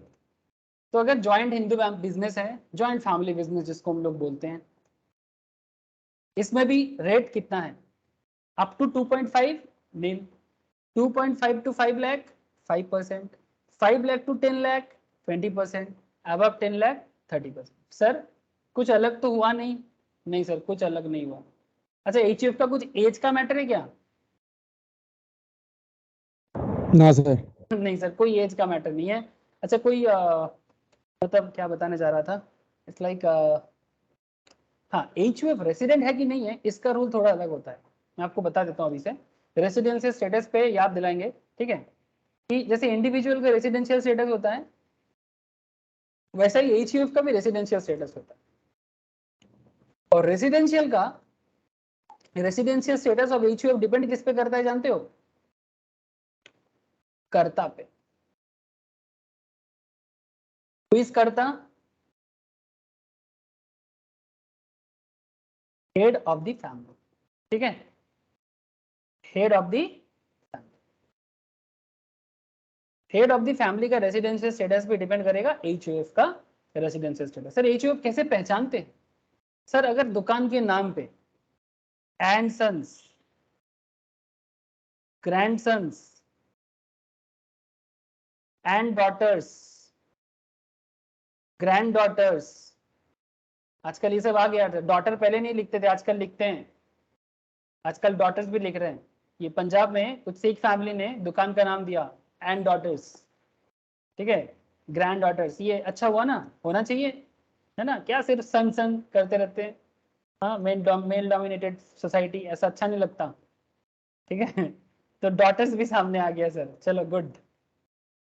तो ये सब से आपको पता चल जाएगा कि ये HUF, ठीक है, याद रखिएगा। बाकी रेट तो सेम है।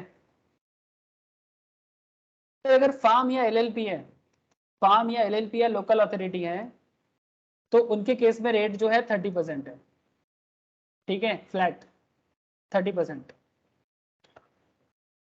कोऑपरेटिव के लिए, कोऑपरेटिव सोसाइटी मतलब फार्म मतलब समझ गए ना सर, पार्टनरशिप फार्म, जो कमाएगा 30% सरकार के घर में जमा करेगा। लिमिटेड लाइबिलिटी हो, नॉर्मल पार्टनरशिप हो, या फिर लोकल अथॉरिटी, ठीक है। Cooperative society like, cooperative society like, any example sir cooperative का?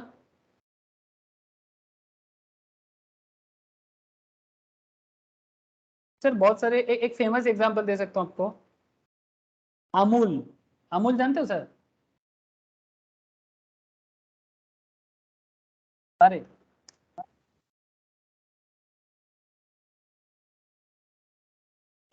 ये अमूल जो ब्रांड है ना, ये कोई कंपनी नहीं है, पता है आप लोगों को?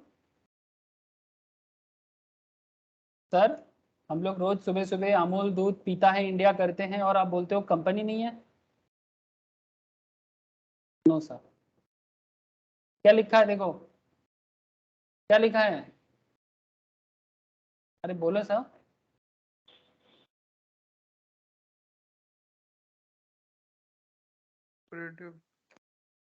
कोऑपरेटिव सोसाइटी है सर। कोऑपरेटिव सोसाइटी और कंपनी में फर्क क्या होता है? ऐसे और भी बहुत सारे ऑर्गेनाइजेशंस कोऑपरेटिव सोसाइटी कॉन्सेप्ट में चलता है। बैंक्स, बहुत सारे बैंक है जो कोऑपरेटिव सिस्टम में चलता है सर। कोऑपरेटिव में रियल एस्टेट भी चलता है ना।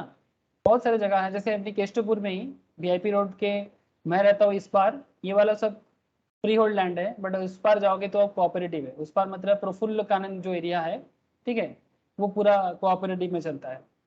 संतोषपुर साउथ में, ठीक है, संतोषपुर जादवपुर का जो संतोषपुर एरिया है वो भी कोऑपरेटिव में चलता है। मे भी आप लोगों को पता होगा किसी किसी को। तो ऐसे बहुत सारे एरिया है जो कोऑपरेटिव सिस्टम पे लोकेलिटी भी चलता है। मतलब वहाँ पर जितना लोगों का घर है वो कोऑपरेटिव का पहले मेंबर बनता है, ठीक है। उसके लिए एक सर्टेन अमाउंट आपको जमा करना पड़ता है मेंबर बनने के लिए।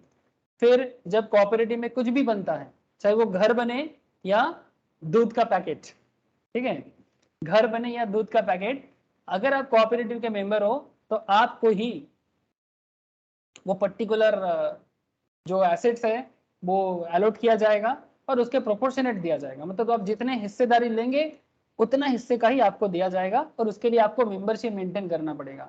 जब आप सेल करोगे अपनी मर्जी से नहीं, कोऑपरेटिव के मर्जी से ही सेल करना पड़ेगा, ठीक है। ऐसा नहीं कि किसी को भी सेल कर देंगे, वो कोऑपरेटिव डिसाइड करेगा कि किसको सेल करना है। तो सर इसके साथ अमूल कैसे चलता है? फिर भी फ्लैट वगैरह सोसाइटी वगैरह समझ गए, अमूल कैसे चलता है? सर आपको मैं समझाने के लिए इतना बता सकता हूँ, जैसे मानो कि अगर आप ये जो गुजरात कोऑपरेटिव मिल्क यूनियन है ना, marketing federation ministry of cooperation government of Gujarat, इसके लिए आपको वर्गीस क्यूरेन को समझना पड़ेगा। वर्गीस क्यूरेन कौन है सर? वर्गीस क्यूरेन वो है जो बेसिकली इसको बनाया था। ऐसे तो इसको बनाने वाले थे तिरुभुवनदास किशोर भाई पटेल, फ्रीडम फाइटर, गांधीयंस फिलोसॉफी के लोग थे उन जमाने में, सरदार पटेल के संग रहते थे। और इनको जो बेसिकली अमूल को मेनली बनाया दैट इज वर्गीस क्यूरेन, जो इस इंसान देख रहे हैं सर, वर्गीस क्यूरेन, ठीक है। इनको पढ़ो तो समझ में आएगा कि कैसे इन्होंने इंडिया में वाइट रिवॉल्यूशन लाया। और जिसका जितना गाय है, जिसका जितना भैंस है, ठीक है, मतलब आपके पास काऊ कितना है, आपके पास बफेलो कितना है, ठीक है, इसके बेसिस में आप हिस्सेदारी लेते थे कोऑपरेटिव में। आज भी शायद ऐसा ही चलता है। आज तो बहुत बड़ा ब्रांड है ये, ठीक है, इंटरनेशनल ब्रांड की तरह काम करते हैं। तो ये काऊ किसका, आपके पास अगर 4 काऊ है, 2 भैंस है, उसके हिसाब से आपको कोऑपरेटिव का मेंबर बनाया जाएगा। आपका जो भी दूध बनेगा वो दूध आपको कोऑपरेटिव में देना है। कोऑपरेटिव इसको मार्केट में सेल करके कोऑपरेटिव में पैसा लाएगा और फिर वो कोऑपरेटिव आपको अपनी हिस्सेदारी का पैसा वापस करेगा, ठीक है। Operation flood and white revolution in India, ठीक है, ये एक्चुअली ये इन्होंने किया था। ये है वर्गीस क्यूरेन, ये है सर, आप देख सकते हो। ये है अपना तिरुभुवनदास किशोरभाई पटेल, ये हरिचांद मेघादलाया, और ये है अपना वर्गीस क्यूरेन, ठीक है। ये एक्चुअली वेटरनरी सर्जन थे, ठीक है, मतलब बेसिकली गाय भैंस की डॉक्टर, ठीक है। बहुत अलग कहानी है। अगर आप इनका रियल कहानी जानना चाहते हो, एक मूवी है, आपको मैं रिकमेंड कर सकता हूँ। मूवी का नाम है मंथन। फेमस डायरेक्टर है श्याम बेनेगल, नाम सुनी कि I don't know. Shyam Benegal national award मतलब बहुत मिला है उनको। श्याम बेनेगल का मूवी है मंथन, जरूर देखें, आपको पता चलेगा अमूल कैसे बना और कोऑपरेटिव सोसाइटी कैसे काम करता है, और कोऑपरेटिव सोसाइटी से इतना बड़ा ब्रांड बनाया जा सकता है, ये भी आपको पता चलेगा, ठीक है सर। लेकिन कोऑपरेटिव का टैक्स सिस्टम देख लो। अच्छा, इनका भी एक सेक्शन है 115 BAD, ठीक है, स्पेशल रेट ऑफ टैक्स है। अप टू 10,000 तक 10%, 10,000 से 20,000 20%, अगर अबव 20,000 का अगर आपका इनकम है आपको 30% टैक्स देना पड़ता है, ठीक है। সেটা তো পার্টিকুলার তাহলে কোনো পার্সোনাল হলো না। नहीं, कोऑपरेटिव किसी पर्सन का होता ही नहीं है। হ্যাঁ, তাহলে যে মানে আমুল কোম্পানিতে তো আমার 20,000 টাকা তো বেশি হয়। हाँ हाँ, আমুল কোম্পানির যে ইনকাম এটা যে हाँ 20,000 তো ওভার হবেই হবে। अमूल का इनकम बहुत है, इसका एम्प्लॉय कितना है जानते हैं तो? ये देख 3.6 मिलियन मिल्क प्रोड्यूसिंग मेंबर्स जो कंपनी में काम भी करते हैं और मेंबर भी है। হ্যাঁ স্যার, তাহলে স্যার এবারে মানে 20,000 অ্যাপ হবে যদি ট্যাক্স দিই তাহলে স্যার প্রচুর টাকা ট্যাক্স হবে আমুলের থেকে। हाँ, अमूल से टैक्स मिलता है तो ये बहुत স্যার कमाता है। ওদের যারা স্যার পাচ্ছে তাদের স্যার কি থাকবে? हाँ, যারা স্যার কামাচ্ছে তাদের কি থাকবে স্যার? बहुत रहता है, बहुत रहता है। अमूल बहुत कमाता है। कोऑपरेटिव का एक सबसे बड़ा फैसिलिटीज क्या है जानता है? यहाँ पर कोई अपनी मर्जी से तो इसको नहीं चलाता, सभी कोई इस पे ना इक्वल हिस्सेदारी रख पाता है। इक्वल हिस्सेदारी इन द सेंस प्रोपोर्शन, ठीक है? अगर आपका ज्यादा कंट्रीब्यूशन रहेगा तो आपको ज्यादा मिलेगा, नो डाउट। अगर आपका 5 की जगह 10 गाय है तो फिर 10 गाय वाले को ज्यादा मिलेगा कंपेयर टू 5 गाय, लेकिन प्रोपोर्शनल मिलेगा। और इंटरेस्टिंग फैक्ट क्या है कि इसमें सभी कोई इक्वल कॉन्सेप्ट के साथ इसमें भागीदारी लेता है, यही इसका मेन पर्पस है। इसीलिए तो मैं आपको बोला आप मूवी देखो, मंथन मूवी देखो श्याम बेनेगल का, ठीक है? आई होप यू नो, मंथन मूवी देखो, आपको पता चलेगा कि किस तरह से एक चलता है सर, एक कोऑपरेटिव चलता है और इतना बड़ा बिजनेस बन सकता है। आज के डेट में अमूल से बड़ा दूध का ब्रांड कुछ है क्या मार्केट में? না স্যার, ठीक है, স্যার আমুলের দুধ, আমুলের দই, আমুলের এই, আমুলের আইসক্রিম সব मतलब দিয়ে स्যার আমুলেরই বেরিয়ে अमूल अमूल बोलते बोलते हमारा जो होंठ है वो गिर जाएगा, बट अमूल खत्म नहीं होता है। मतलब बिजनेस बनाने के लिए ना एग्जैक्टली क्या चाहिए जानते हो? बिजनेस बनाने के लिए ना सबका साथ चाहिए। कंपनी कंपनी के सेम कॉन्सेप्ट में है, कंपनी का नाम कंपनी क्यों पड़ा? सबकी इक्वल कॉन्सेप्ट में चलता है, लेकिन कंपनी का कॉन्सेप्ट थोड़ा अलग है। हाँ बोलो। স্যার টাটার সিইও তো চেঞ্জ হয়ে গেল তো স্যার, এটা টাটার সিইও টাটা সিইও চেঞ্জ হলো কবে? সেদিনকে দেখছিলাম তো স্যার, এখন নোটিশ দিয়েছে যে রতন টাটা মনে হয় ইয়ে সিইও, নতুন সিইও দিয়েছে। वो तो चंद्रशेखर, रतन टाटा तो सीईओ है नहीं अभी। না না না স্যার, যে ছিল স্যার তার জায়গায় নতুন সিইও আনা হয়েছে দেখাচ্ছিল মনে হয়। चंद्रशेखर जी था तो ठीक है, वो बाद में देख के बता देंगे। अच्छा देख, कंपनी का टैक्स रेट देख ले। कंपनी अगर तुम डोमेस्टिक कंपनी हो तो फिर आपके लिए अगर आपका टर्नओवर, टोटल टर्नओवर और ग्रॉस रिसीव प्रीवियस ईयर 1920 में 400 करोड़ से कम है तो 25%, बाकी केस में बाकी डोमेस्टिक के लिए 30%। तो ये स्टैंडर्ड रेट है। बट अगर 19-20 के पहले अगर आपका 400 करोड़ से कम का टर्नओवर था तो 25% रखा गया था, और अगर आप फॉरेन कंपनी हो तो आपका 40% टैक्स रेट है, ठीक है? मतलब फॉरेन कंपनी क्या होता है और डोमेस्टिक कंपनी क्या होता है, इसका डिटेल्स जानना चाहिए ना, बताते हैं सर। डोमेस्टिक और फॉरेन कंपनी के बीच में फर्क क्या है वो भी बताते हैं, रुको। अच्छा, सारचार्ज ये जान लो, बहुत जरूरी है। मैंने कल के क्लास में, टुमारो मैं सारचार्ज का कैलकुलेशन सिखाऊंगा, तो कैलकुलेशन सीखने से पहले थोड़ा जानकारी लेके जाओ। सारचार्ज सर, अगर आप इंडिविजुअल हो, सर अगर आप HUF हो, अगर आप AOP हो, अगर आप BOI हो, अगर आप आर्टिफिशियल जुरिडिकल पर्सन हो, तो सर आपको सारचार्ज देना पड़ता है। तो सारचार्ज में क्या आता है सर? जहां पर आपका टोटल इनकम 50 लाख क्रॉस कर जाए, एनुअल इनकम आपका अगर 50 लाख क्रॉस कर जाए और 1 करोड़ के बीच में हो, including dividend income, capital gain chargeable to tax 111A and 112A, जो कैपिटल गेन का सेक्शन है आपको कैपिटल गेन चैप्टर में बताऊंगा, ठीक है? इसको मैं 111A भी कहा जाता है और 112A भी कहा जाता है, जो कैपिटल गेन का है। तो बेसिकली ये जो इनकम है, ये income including dividend income and capital income जो टैक्स में कैपिटल गेन में चार्ज होता है, उसको मिला के अगर आपका इनकम 50 लाख क्रॉस करता है, सबको मिला के अगर आपका इनकम 50 लाख क्रॉस कर जाए लेकिन 1 करोड़ से कम है, आप पे 10% एक्स्ट्रा टैक्स। मतलब अभी मैं आपको जो कैलकुलेशन सिखाया था सेम कैलकुलेशन रहेगा, बट सारचार्ज के कारण कैलकुलेशन टेक्निक थोड़ा बदल जाएगा, ठीक है? बिकॉज सारचार्ज के साथ साथ ना एक मार्जिनल रिलीफ का भी कॉन्सेप्ट आता है। मतलब आपसे एक्स्ट्रा टैक्स भी लेगा और आपको रिलीफ भी देगा। सर ये क्या है? एक्स्ट्रा लेगा भी और रिलीफ भी? हाँ, मतलब ऐसे बोल सकते हो, पहले जूता मारा फिर गाय दान कर दिया, ठीक है? कारण है यहाँ पर, मैं ऐसे ही थोड़ा मुहावरा यूज कर लिया, ठीक है? मतलब कहने का मतलब है कि मार्जिनल पहले सरचार्ज एक्स्ट्रा लगा दिया क्योंकि आप ज्यादा कमाते हो। भारत जैसे कंट्री में प्रोग्रेसिव टैक्स सिस्टम है। प्रोग्रेसिव क्यों? क्योंकि भारत में रिच कम है और गरीब ज्यादा, तो रिच से लो और गरीबों पे बांटो। रॉबिनहुड टाइप का कॉन्सेप्ट। क्यों जरूरी था क्या? सर ये करंट भारत का यही कॉन्सेप्ट है। बिकॉज आज का भारत खिचड़ी भारत है। आज का भारत खिचड़ी भारत है।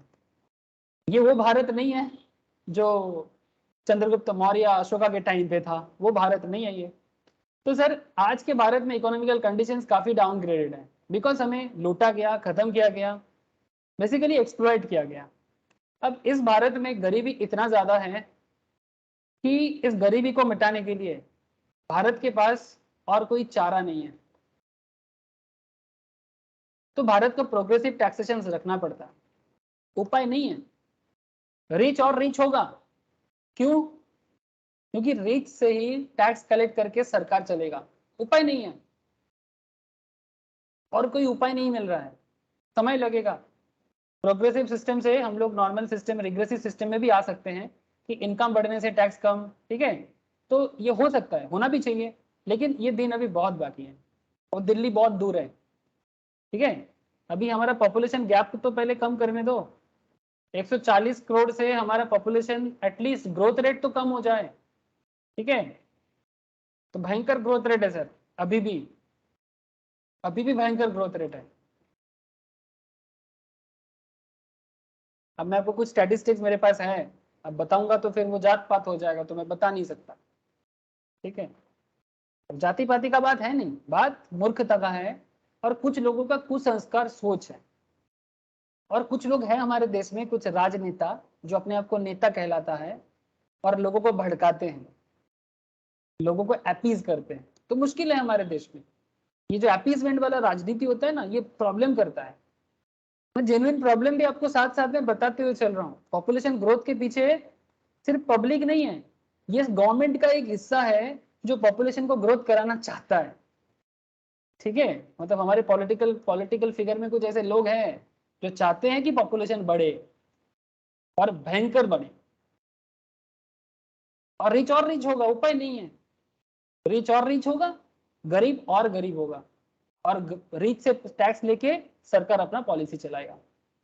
ये होगा सिचुएशन, और ये हो रहा है।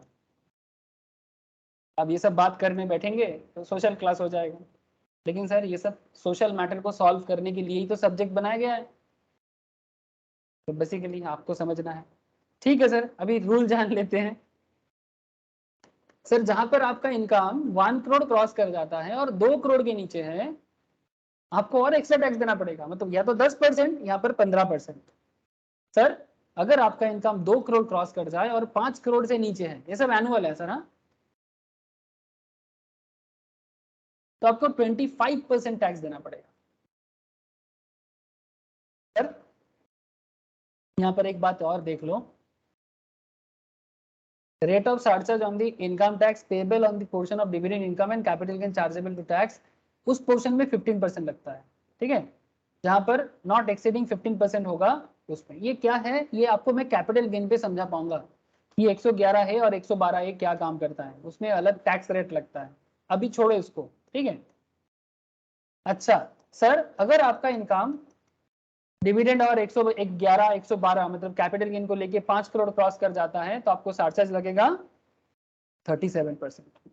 सर पागल हो जाएगा लोग। हाँ सर, कुछ कर नहीं सकते, पागल ही कराना पड़ेगा। अगर आपका इनकम जितना बढ़ेगा आपसे उतना टैक्स लिया जाएगा। सर ये नाइंसाफी है। सर इंसाफ क्या है पता नहीं सर, इंसाफ क्या पता नहीं, बट ये यही है। अच्छा सर, जहां पर टोटल इनकम 2 करोड़, ठीक है, जो ऊपर के केस में कवर नहीं हुआ है, इंक्लूडिंग डिविडेंड इनकम और कैपिटल गेन 111 है 112 है, ठीक है, तो उस पर 15% का भी एक सरचार्ज लगाया गया है, ठीक है, जो बाकी में अप्लाई नहीं हुआ। बस इतना याद रखिए करेंटली। बाकी ये जो रेट का यूज है मैं कल सिखाऊंगा, कल के क्लास में सरचार्ज एंड मार्जिनल रिलीफ सिखाऊंगा, तो आपको पता चलेगा कि हो क्या रहा है और क्या होता है। सर साथ में कुछ और भी जान के जाओ। फटाफट है कुछ रेट। सर अगर आप फार्म हो, अगर आप एलएलपी हो, सर अगर आप लोकल अथॉरिटी हो, अगर आप कोऑपरेटिव सोसाइटी चलाते हो, तो अगर आपका इनकम 1 करोड़ से ज्यादा है, अदर देन 115 बीएडी, मतलब उसमें थोड़ा डिस्काउंटेड रेट होता है, बट अगर आपका इनकम 1 करोड़ क्रॉस करता है नॉर्मल केस में तो 12% चार्ज है।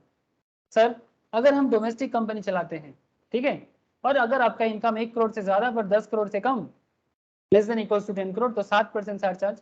अगर आपका इनकम 10 करोड़ से ज्यादा तो 12% चार्ज।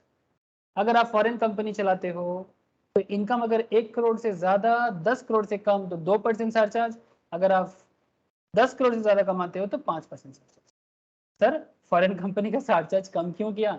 सर उनका टैक्स बढ़ाया ना, पहले ही 40% ले लिया ना, इसलिए। और एक बात जान के जाओ सर, चार्ज जैसे होता है ऐसे जो कम कमाते हैं उनके लिए भी छूट है। अगर आपका इनकम 5 लाख तक है तो आपको 12,500 का टैक्स में छूट मिलता है, जिसको रिबेट कहलाता है। सर क्या कहलाता है? Rebate. 87A, very very popular section. जिनका भी इनकम एनुअल 5 लाख तक में आता है उनको 12,500 तक का रिबेट मिल जाएगा। मतलब ऐसे सोच सकते हो, जब आपको मैं आगे आगे क्वेश्चंस कराऊंगा कल तो आपको देखने को मिलेगा कि अगर आपका इनकम 5 लाख है तो आपको सरकार के घर में कोई टैक्स देना नहीं पड़ेगा। ठीक है, मतलब बेसिकली लोअर इनकम ग्रुप के लिए नो टैक्स। समझे सर? सालाना 5 लाख मतलब मंथली इनकम कितना? 40,000।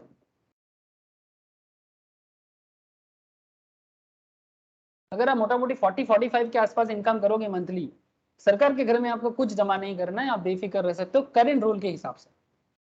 ठीक है, और हर केस में health and education cess on income tax 4% of income tax and charges ये एप्लीकेबल। ठीक है, जो मैं आपको पहले ही एक बार क्वेश्चन में दिखाया। ठीक है सर। सर अगर कुछ रेट में चेंज होगा तो मैं आपको अपडेटेड कॉपी प्रोवाइड कर दूंगा।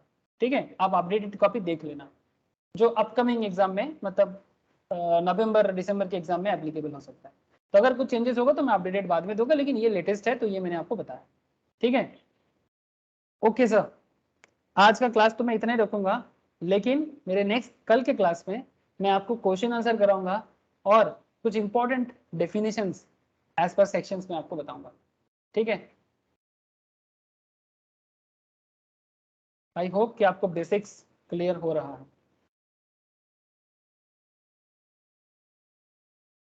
Hello sir. हाँ sir. Okay sir. Yes sir. Okay Arpita, okay Snehesh, Abhishek, Somnita, Roshni. ठीक है सर, ठीक है फिर टाटा, कल मिलते हैं। है दादा बाय राखছি। Sir. Okay bye sir. Bye sir. Bye sir. Bye.